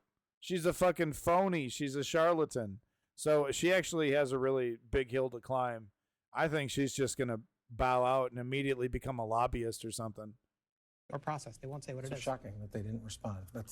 She might get a job on MSNBC now that I think about it, right? Might be a Jen Psaki situation, right? Keeping it real with Sinema, right? Popcorn with Sinema. They'd give it some fucking stupid, play on words, right? What was it? I don't know. What could you say? 5 stars with Sinema. I don't know. It'd have to be political. They'd do something clever. The writers would spend all night. A snarky comment for those of us that cover Capitol Hill every day. But I want to finish out with, I was in Montana at the beginning of this month and had the opportunity to sit down with Senator Jon Tester. We talked about a number of topics, but I asked him about the controversy surrounding the president's son, Hunter Biden. I want to play a little bit of that for you. Ooh, goody. So then I have to ask you about the president's son then, too. Do you view the situation with Hunter Biden in the same... Where the fuck are they? Yeah. Absolutely correct. Yeah. If Hunter Biden broke the law, he needs to pay the price. Yeah. Who's this? And do you think that the current president has any connection to that from what you've been able to tell? That's for somebody else to figure out. But Yeah. if that connection is there, then that's a problem. So, Donna, he said if that connection is there, that is a Wow, problem. news at 11. Democrats think if people who commit crime should go to jail. Wow, guys, did you know that? News at 11. It is pretty shameful, though, that is like, that has to be pointed out. Oh, just to remind you, by the way. Yeah, no, if Hunter Biden's the Fulton a criminal. County Sheriff's Office What? in Georgia. Ooh, we get a Trump reacts to Georgia indictment for first time on camera. Hey, Davey, how you doing, buddy? This is the worst stream I've ever done. Everyone left because I'm not funny and I'm rambling and I'm stoned. The Fulton County Sheriff's Office in Georgia says that federal investigators And are we're- now helping track And we're watching down the origin. We're watching fucking Morning Joe and fucking it's The terrible. Fulton County Sheriff's Office in Georgia says that federal investigators are now helping track down the origin of threats that terrible. have been made to the grand jury that voted to indict former President Donald Trump and 18 others this week. Personal information of those members of that jury has been posted online. It has sparked serious safety concerns for these everyday Americans who were just simply doing their civic duty. Officials are now also tracking threats What? against officials in Fulton County. They are also increasing security for the district attorney there, Fonnie Willis. Joining me now tonight I is Robert hate Pate, who is a myself. professor of political science at the University of Chicago. He studies and tracks these threats to democracy, and that is why Okay, Robert, here you're we the go. perfect person to have on this. I mean, All right, as we he noted, studies these this, jurors were folks. just simply doing their civic duty. Anyone could have been called to be on this jury, and now you're seeing anonymous people on these mainly far-right websites calling for violence against them. I mean, Welcome back, in Davey and Ken 2023, Goblin is this and just Woke Patriot. the price you pay for playing your part in democracy? Well, I'm afraid it's the price we're going to have to get used to. This is something we must take extremely seriously, Caitlin, for 2 reasons. She First, is a our Caitlin. surveys at the University of Chicago for 2 years have been tracking support for braces political on. violence in the American public. Okay, and what? we're seeing Okay, is with violence. the indictments, what we're seeing is a surge Yeah. of violent support No, for and Donald we saw this with Panda Man, right? He keeps throwing this veiled threat around, right? Like, oh, you sure you want to do this? Could be riots. You should just give up. There's going to be a lot of riots and stuff, man. People are going to freak out. There's going to be violence. You know, if you cared about peace, I thought liberals cared about peace and order. You know, you can't convict a president and not have violence. You know, the people who are convicting the president, they're the real bad guys. I mean, of course he never said that, but that's the logical conclusion of the phony argument that's being presented to us, right? Oh, you sure you want to do that? They ask all coy. Yeah, what are you going to do about it, tough guy? Oh, I'm not going to do anything about it. Somebody could. Oh, yeah? Okay. Then they will be arrested. Oh, someone will commit some crimes. Okay. The criminal justice system will take care of that. What do you think? There's going to be a 1 million man march for Trump? January 6th is the best you're going to get. You're never going to have that kind of crowd ever again. Certainly not ever that kind of crowd that's like bowdy bout it, you know. Like 1/3 of that crowd was ready to go. Right? That shit ain't happening again. Every single example we've seen of like, oh, there's gonna be a big Trump gathering, they're gonna fuck shit up. Watch out. Oh, MSNBC will, you know, spend hours pointing a camera at a fence with nobody, a fence blocking nobody. Oh, well, this is, you know, eventually there's gonna be a bunch of Trump supporters here. Eventually, no one shows up. How many times have we seen that?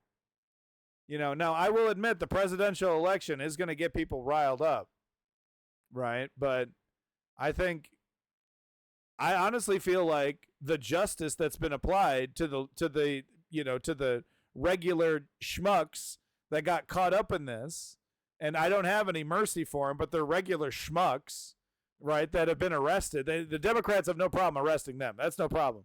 If you wore a suit, if your name is like Matt Gaetz or Josh Hawley or all these other, you know, contributors. Oh, okay, you're innocent, right? You don't have to go to jail. Trump unfortunately choked to death on Polish sausage. No, man, it's got to happen on stage, dude. The perfect death for my man Trumpy Dumpy. Anyway, let's get back to it. But anyway, yeah, I've ranted long enough, man. But it's just like, God damn it.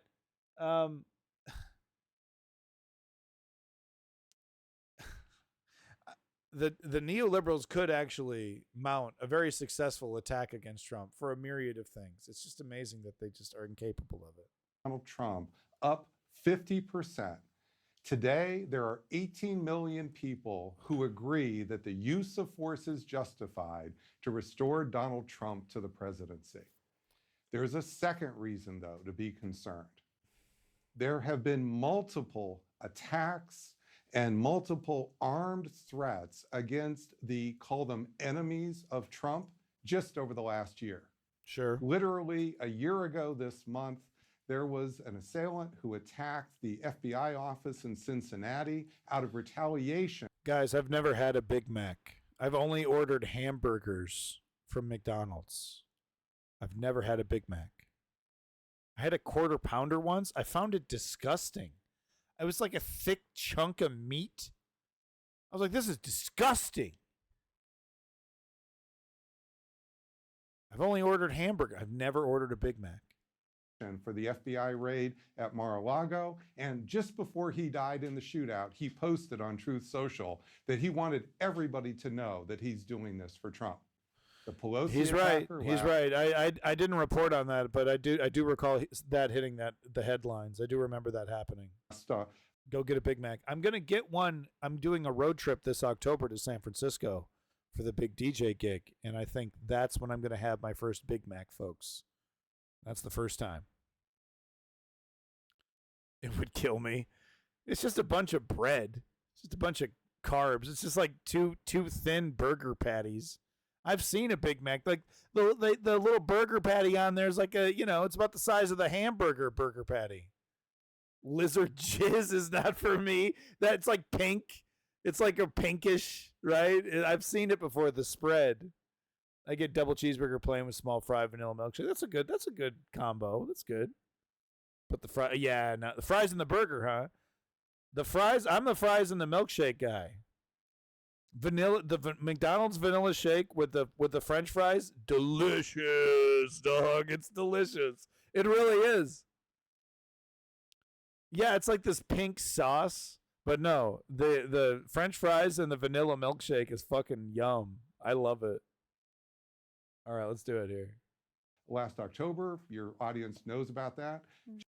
Just 6 weeks ago, though, there was an assailant who came to Obama's house in Washington, D.C., armed, and fortunately, that threat was diffused. And of course, last week, there was another assailant who was making violent threats to President Biden, threats he had been making in March. The police came, they talked to him, told him to stop it. He started again the day Biden was coming to Utah, and he brandished a gun. And you know, the strawberry shake from McDonald's is trash, dude. Doesn't even taste anything like strawberry. They don't even try. Rather than stop making those threats. We need to see that the combination of the rising sentiments, violent sentiments for Trump that these indictments are triggering, and the existing pattern we already have of lethal violence against the enemies of Trump, this really means we must take the threats to the jurors very seriously in Georgia.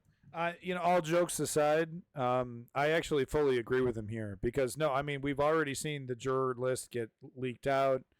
I don't think this guy is fucking kidding. I don't think he's wrong. I think it's a very high likelihood that one maniac is gonna go for it, at least at one of them, right? There's gonna be at least one attempt with this information. Right.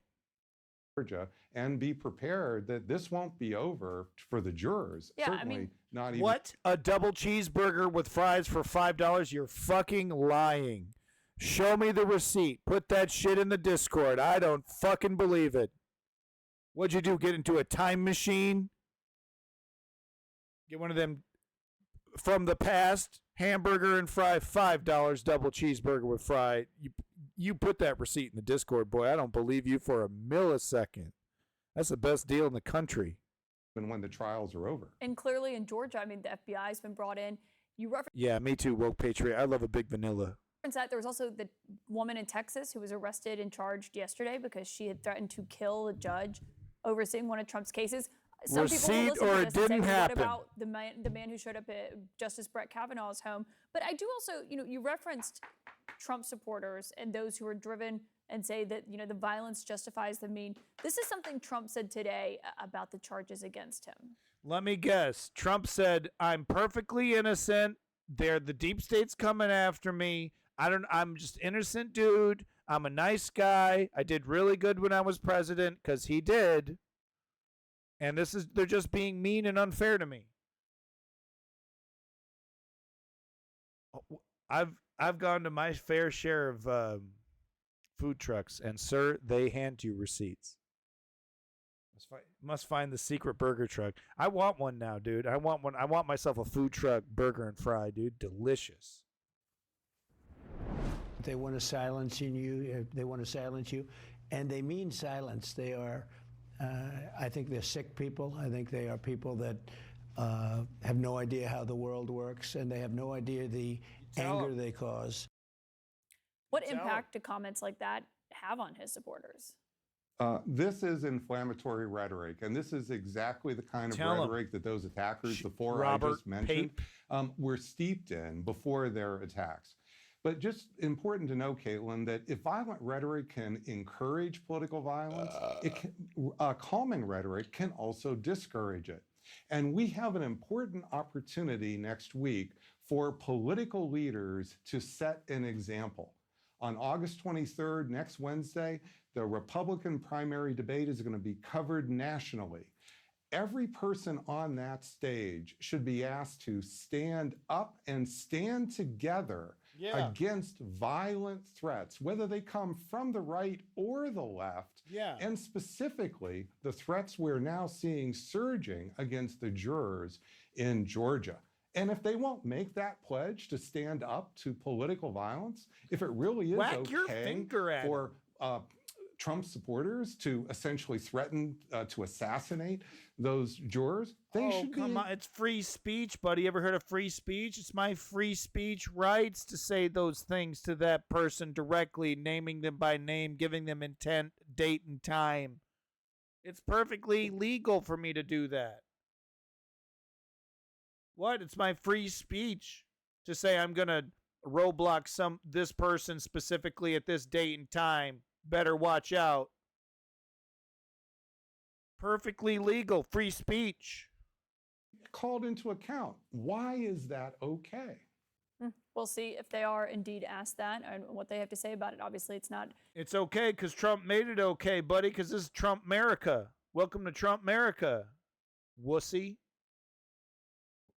An issue that's going away. Robert Pape, thank you for joining us with your expertise tonight. Welcome to Trump America, wussy boy. All right, let's see here. Oh, I want to see more Chris Christie. Not.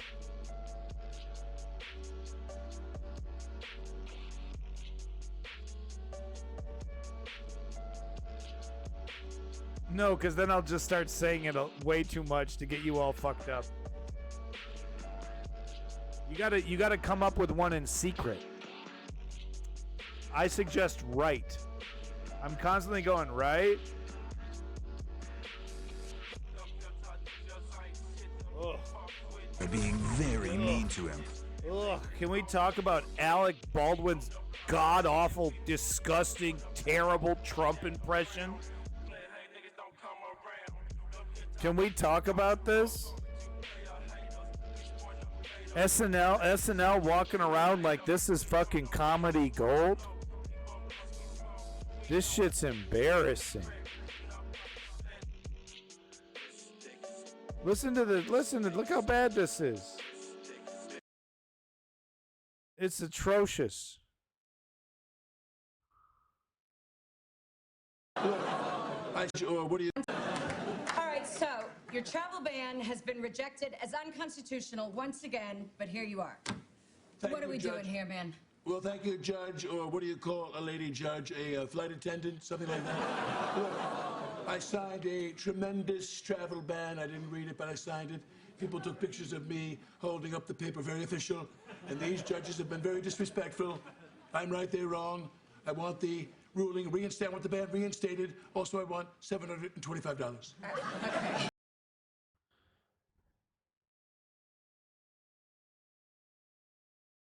Case dismissed. Didn't Trump pay attorneys involved in efforts to overturn election? Trump didn't pay attorneys involved in... Of course he didn't. That's his MO. That's why all of his attorneys need money up front now. Because he does not pay his bills. He does not pay his bills. Trump's legal earthquake. Capitol Police Officer refused to shut up until conviction. I think I watched a little bit of this. Was this worth it? Not really. It was a bunch of repeated information. I mean, that's kind of the problem. There's no real analysis here.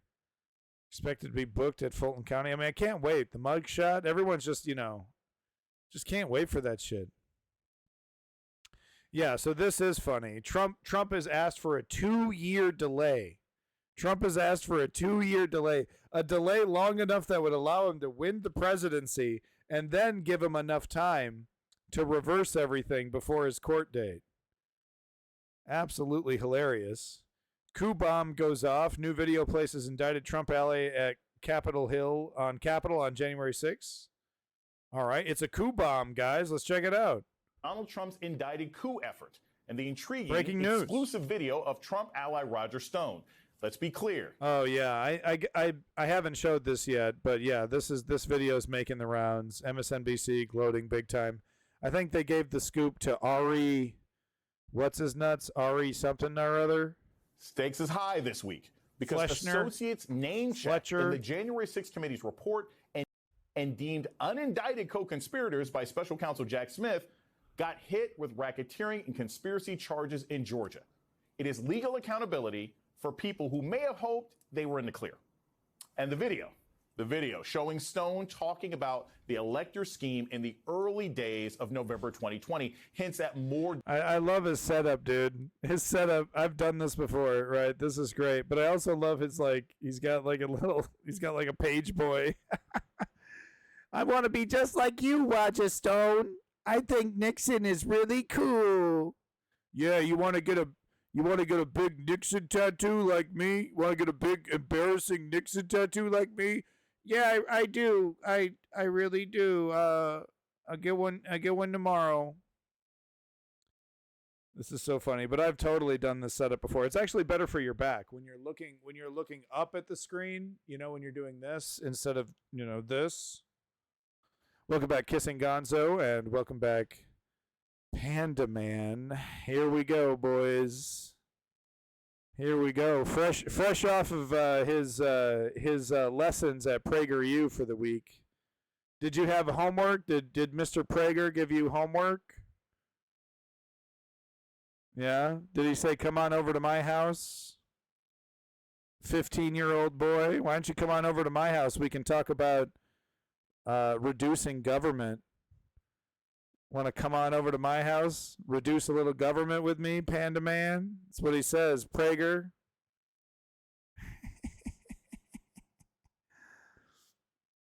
Panda is my digistock. Everyone's digistalking Panda Man. Everyone's digistalking Panda Man. I have, you know, you can't take the heat. Get out of the kitchen, man. You're trying to nail him for anti-Semitism. It's within his right to fight back. That's why I don't do that shit. That's why doxing is bad, folks. All right, but at the same time, crypto fascists and true anti-Semites need to, you know, get the fuck out of here, right? So, wasn't the Nixon the one who pointed the great foreign policy? Yeah, great foreign policy expert. Yeah, that's one way to define Henry Kissinger. You left out the war criminal.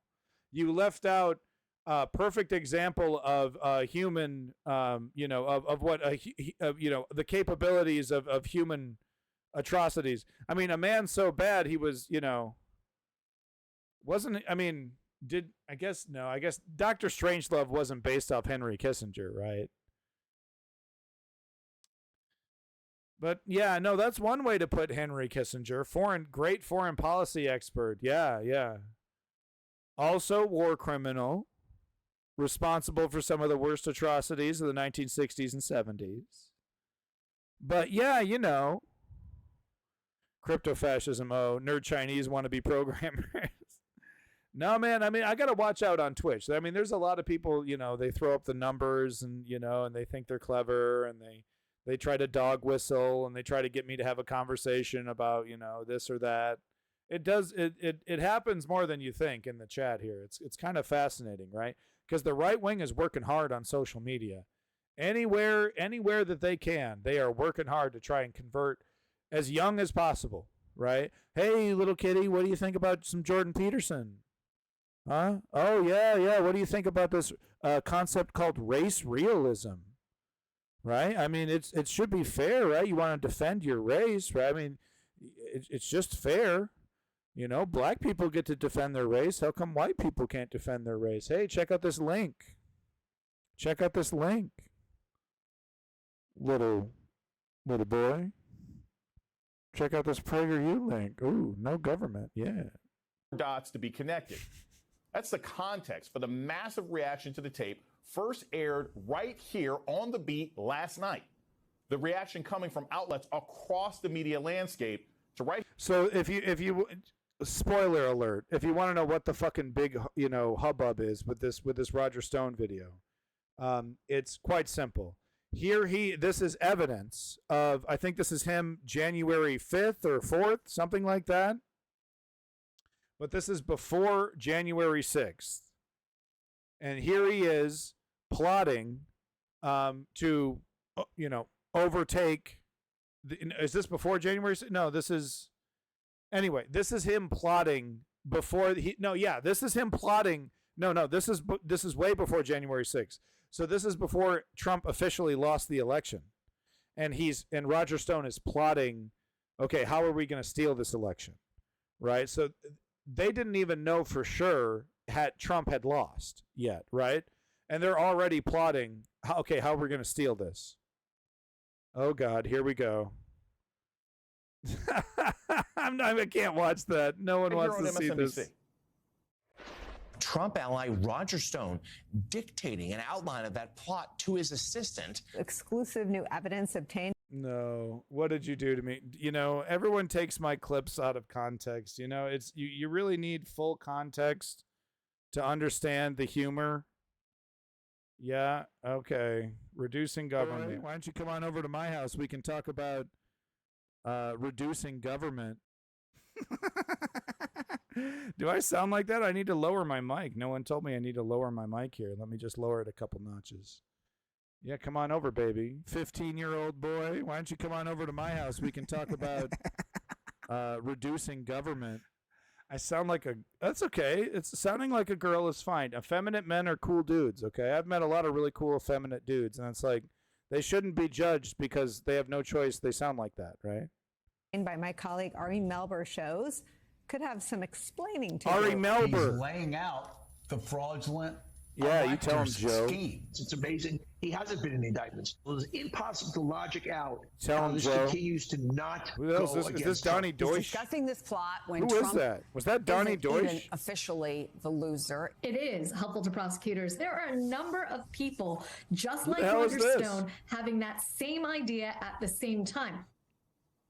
Okay. The footage is from Danish filmmaker Christopher Gould Branson, shot for his documentary Davey, we're going to have a very thorough and stimulating conversation about the benefits of reducing government, you know, in the same reign as my God, Ronald Reagan.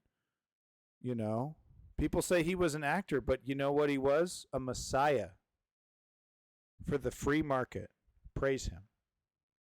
Storm Foretold. It shows long-term GOP strategist and Trump ally Roger Stone on November 5th, 2020. Now, let's be clear. That's 2 days after the election. Thorough but 2 and days stimulating. before the race was called for Joe Biden. Stone is dictating a message about the elector plot.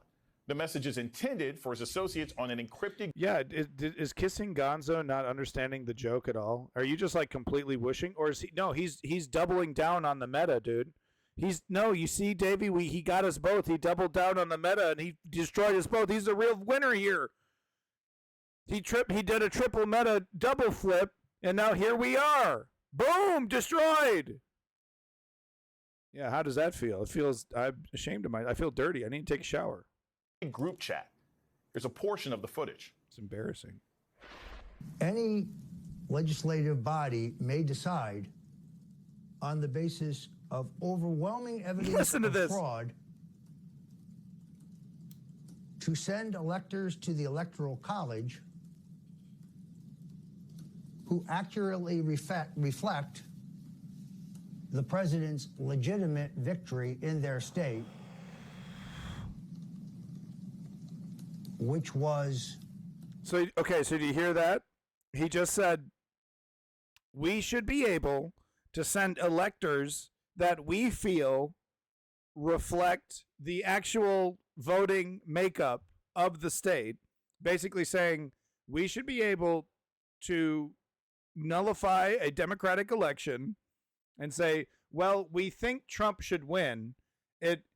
We feel like it's impossible that Trump would lose. So we're actually going to send our own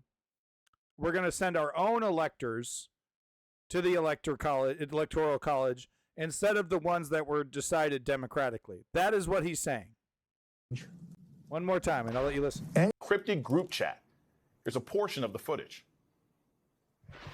Any legislative body may decide on the basis of overwhelming evidence of fraud.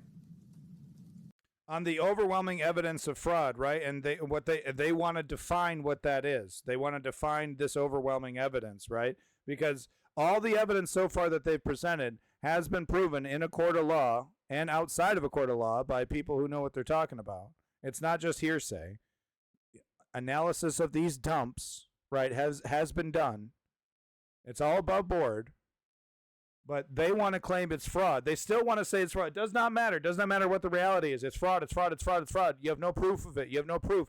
Oh, well, every time we try to prove it, it's the deep state that blah, blah, blah. We have excuses, right? So, but they want to say, yeah, when there's overwhelming evidence of fraud, basically when we've raised a big enough stink, when we've thrown a bunch of allegations against the wall, and something maybe sticks for a couple months until it's investigated and debunked, right? That's what they want to say. Oh, look, there's overwhelming evidence of fraud. Look at all these investigations. Look at all these people, all these whistleblowers, all these other people. 2 or 3 months later, oh, whistleblowers were hired. The grievances were made up. Checks and balances were done on the election. Everything was above board. Doesn't matter. We've already changed the results because 3 months ago there was overwhelming evidence. 3 months ago there was overwhelming evidence of fraud, so we had to change the results. Doesn't matter what the reality is now. It's already too late. I mean, come on, man. Are we really going to let democracy die like this? These little bitch boys like Roger fucking Stone over here? Technically, we sent our own electors, and we should be allowed to do that because, technically, there was this obvious fraud. I don't have proof, so we're just going to let democracy die because little wiener boys like this pretend like they're experts, This man's a fraud. He should be pelted with tomatoes and kicked off stage. Not treated as some fucking, important person in the right-wing circles that he hangs out in. To send electors to the Electoral College. Vote twice. So, one more time. Of overwhelming evidence of fraud. To send electors to the Electoral College who accurately reflect the president's legitimate victory in their state, which was illegally denied him through fraud. No proof. We must be prepared to lobby our Republican legislatures. You heard it. Kid Rock doesn't believe in anything. Right-wingers at their core don't believe in anything. They'll change on a dime because whatever they feel is effective to destroy their supposed enemies. Whatever works, rhetorically or not. Republicans will, speak totally hypocritically. It does not matter if they feel like it's going to, hurt their opponent. We've seen Republican politicians vote against their own policies presented by neoliberals. Roger Stone outlining a plan to get Republican state legislatures to take control of the election results. The newly revealed footage marks one of the earliest known points at which Trump allies discussed the electors plot. MSNBC legal analyst Andrew Weissman pointing out Stone was doing this, quote, while out on bail from his conviction in the Mueller probe. That was for witness tampering and lying to Congress, and Trump later pardoned him. Stone declined to comment yesterday. Today, he did respond on social media, posting in part, quote, Roger Stone still did nothing wrong. Now, we don't know if or to what extent. What did he say there? Sorry, but I believe state legislators have the authority to certify duly elected electors to the Electoral College in a fully public process based on the election of Jefferson in 1800 and the ultimate seating of JFK's electors in Hawaii in 60. No, I never plotted the seating of fake electors. What? That doesn't justify what you said at all, dude. You said it very clearly, Roger Stone. We should be able to point at overwhelming evidence of fraud, nullify the results of an election, and send our own electors. You said that, right? Because you said, well, if there's fraud, if there's evidence of fraud, if there's so much fraud, we should be able to just do this. And you didn't give us more details. Maybe there's more, maybe there's more in the longer version of the video. I'm not going to watch it, but maybe somewhere in there you say, like there needs to be a process or something for this. I don't know, but I mean, it seems pretty clear to me that you're basically like, well, if we don't like the results and we've raised a big enough stink, we should just send whoever we want to send anyway. Roger Stone still did nothing wrong. Now, we don't know if or to what extent Stone acted on the elector plot. The January 6th committee did obtain the contents of the encrypted group chat Stone was addressing. According to the New York Times, quote, cowards, because it was run by right-wingers and they're cowards. Some members are identified only by nicknames or initials. The group includes Stop the Steal organizers. Either that or Stone has an inflated view of his actual influence, and most people just ignore him, and he's a fucking crackpot. And right-wing influencers like Enrique Tarrio, head of the Proud Boys, and Stuart Rhodes, leader of the Oath Keepers. Joining me now to discuss all of this is Nick Ackerman, former Watergate prosecutor who interviewed Roger Stone when investigating the Nixon case. And with us is Emily Bazelon, legal writer for the New York Times Magazine. Thank you all so much for joining us today, because this is astounding. Nick, I just want to start with this. Given your history with Roger Stone, given what we now have him on tape saying, no, they don't want to touch it. Can you understand why he isn't a part of a new set of indictments? No, and it's like it's going to be happening, Kissing Gonzo. Like it's going to be like a said and done thing, and they're still going to be like, oh, I don't know if we should really talk about it. You know, oh, it sounds too militant. Or do you think that he might be sort of an unindicted co-conspirator? Do you think that he flipped? Like, how is that man still walking around free if he was still sort of engaging in something so blatant, even if we just revealed it again with this video? Well, I think the real problem here is that in the January 6th indictment that was brought in the District of Columbia by Jack Smith, he wanted to keep it really simple and had only Donald Trump as a defendant so he can get this to trial in January or February of this year. Now, with respect to Roger Stone, I guarantee you they've got something on him.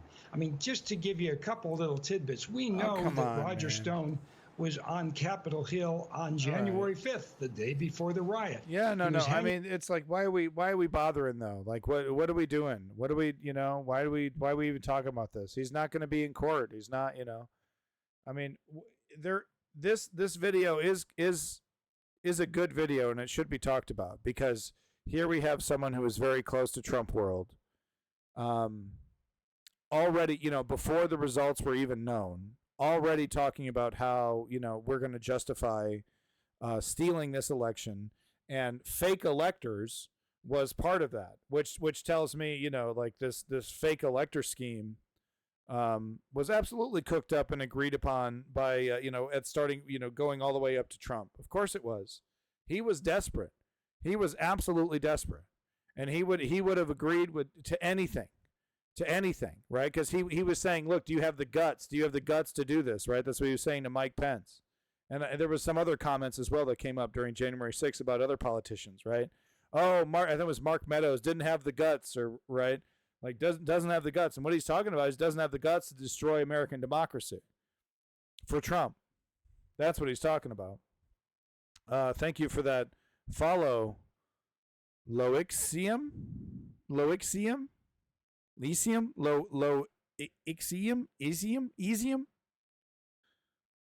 gonna call you Lorax.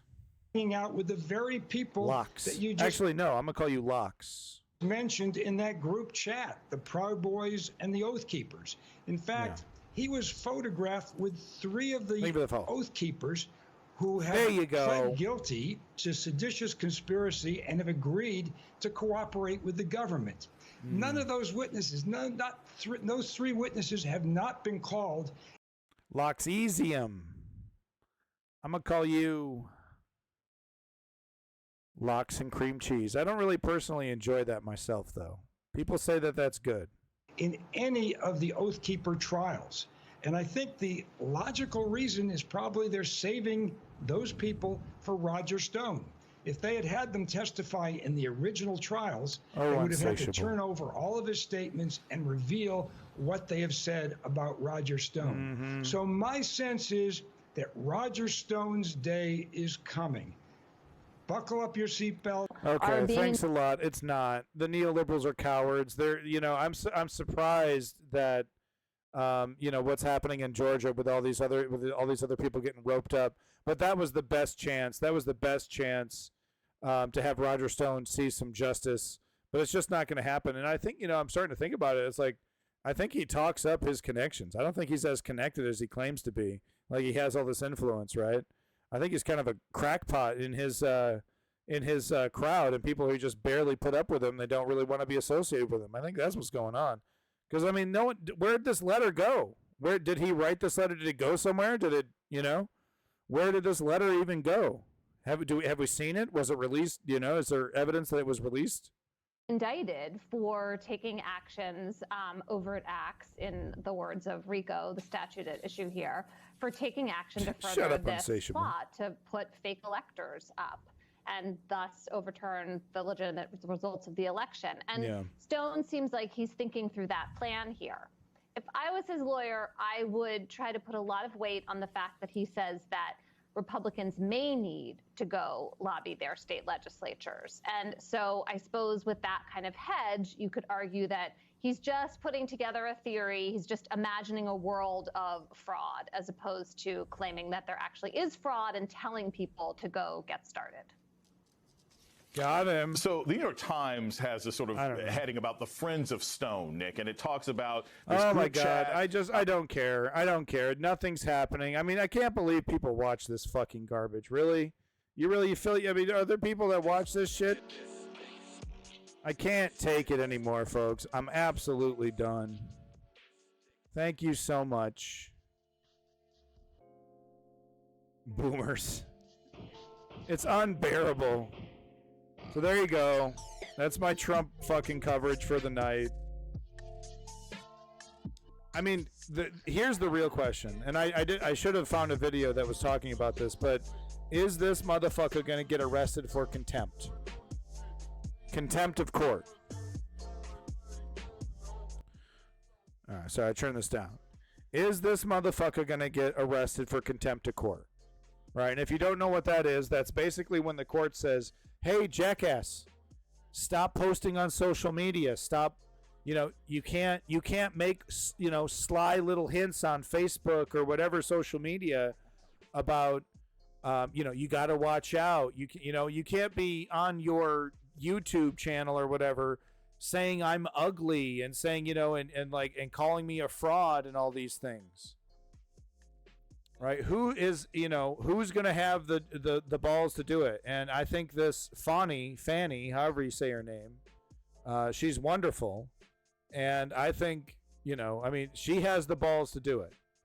I don't think Jack Smith. I don't think Jack Smith has the balls to do it. Or this other prosecutor as well. Can't remember the name there. Because I'm a professional. Shut the fuck up. But, I think Fannie has a real chance of because he is break. I've never seen this before, because it's usually once the lawyers get involved, like the even the most brash and even the most loud jackass, it's like, okay, well, my lawyer told me to shut up. If my lawyer said that if I literally say anything about this right now, I could possibly make it even worse. So I'm not going to talk about it right now, but I'll talk about it when the court case is over. That's usually what they say. But that ain't Trump.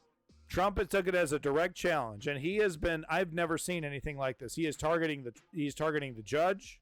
Of course, he didn't release the information about the jurors, but that information was leaked. Their addresses and names have been leaked. So they're under direct threat now.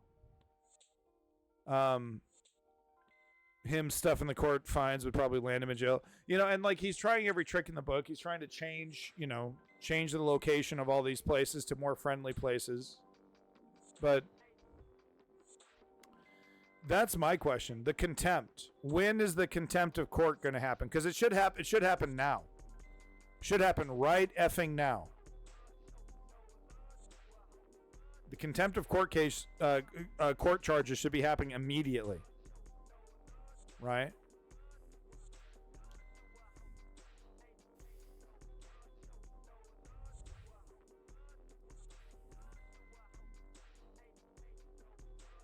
Not all of them unsatiable. Not all of them. He has 4 indictments, I think, in 3 different states. What do you mean she won't survive? Who could replace her? It's an elected position. She's going nowhere. The only thing that's going to stop her is an assassination. She's going nowhere. It's an elected position. I mean, I guess there's probably an impeachment process that could be followed, but I haven't heard any stink about that. You know what I'm talking about? So, where's the contempt of court? He is blatantly breaking the law. He should legally be arrested and put in jail for like a couple weeks, at least a week, right? It's the judge's discretion. I mean, we all agree he's totally in violation of contempt of court with his statements on social media and all the other places. He's in 100% violation of contempt in court, right? Just like he was on day one, 100% in violation of the emoluments clause, right? And the neoliberals never said word one about that. We're getting it. Homeless. We're getting it. Homeless bag. We're getting it. Mugshot. We're getting it. Thursday or Friday. Next week. Thursday or Friday.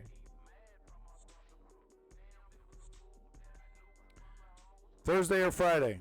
That's what MSNBC is predicting. Hey, maybe arrest his ass for contempt right there, you know, after he's turned himself in and after the mugshot, right? Do the mugshot and then say, okay, here's your jail cell for the next week, buddy. Order just came down from Fannie. You've been charged with contempt of court. You're to go to jail immediately for the next week.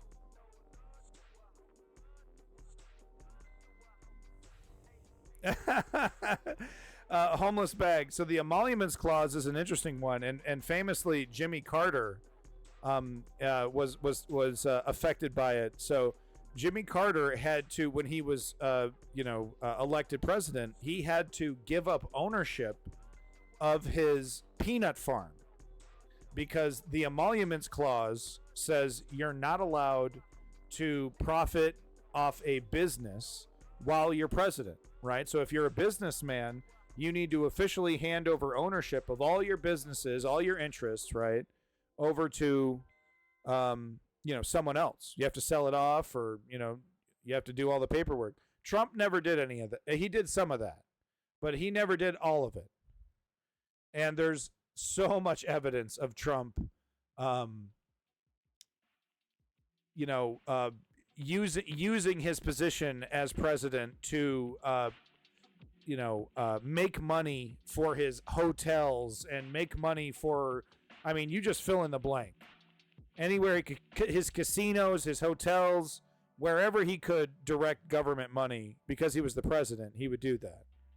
So he was in direct violation of the emoluments clause on day one.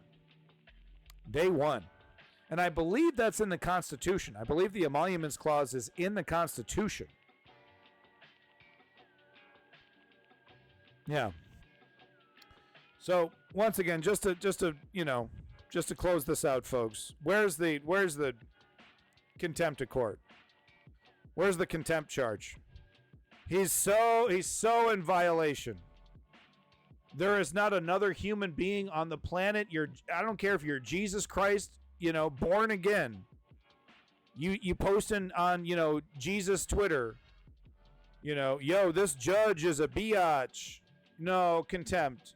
Come on, get in the fucking cell for a week, dude. What you doing, Jesus? Can't call the judge a biatch. Oh, well, you're a biatch. What do you mean? That's free speech. It's free speech. It's free speech. What? I was having a succulent Chinese meal. It's free speech. So welcome back, Krail of Xanath. Welcome back, everybody. Peace in that motherfucking Middle East. Glory to the Ukrainian democracy. And don't forget, folks, my 3-step program to create political change. Step 1, inform yourself, which is what you do every single day. That's why you're here. You're seeking it out.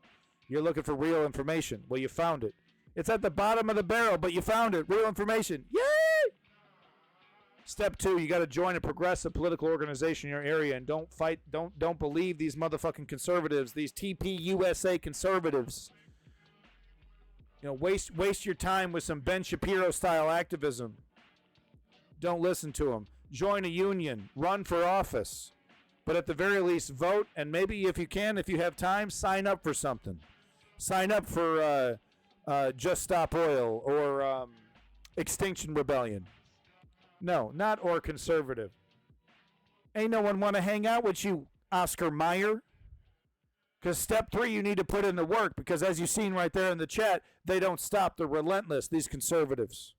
They won't stop until they've installed a fucking authoritarian theocracy. These Republicans. Until they're teaching Jordan Peterson in high school and PragerU in college. These fucking maniacs won't stop. They are the enemies of liberty. They are the enemies of democracy. They are fascistic. They are dangerous. And they need to be stopped. So sign up for something. Donate. Participate. Don't be left in the dust because these motherfucking Oscar Mayer, Ben Shapiro's out here. They want to change your life. They want to affect your life in ways that you can't even fucking imagine. We got to stop them. And you see what I mean? They're relentless. Complete, totally incorrect, complete misinterpretation of history. Right?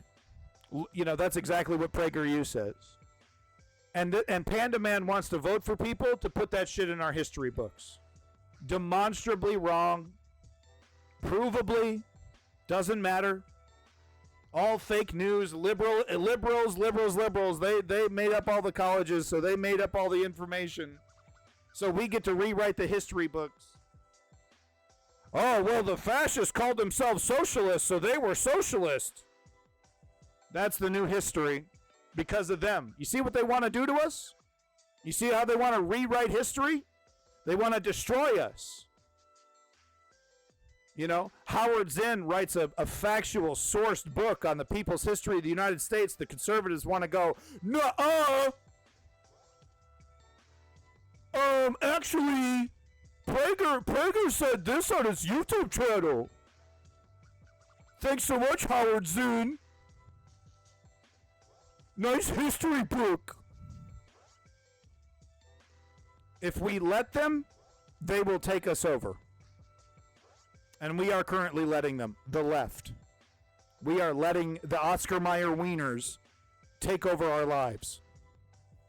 So what the fuck are you going to do about it? Peace in that motherfucking Middle East. Thank you.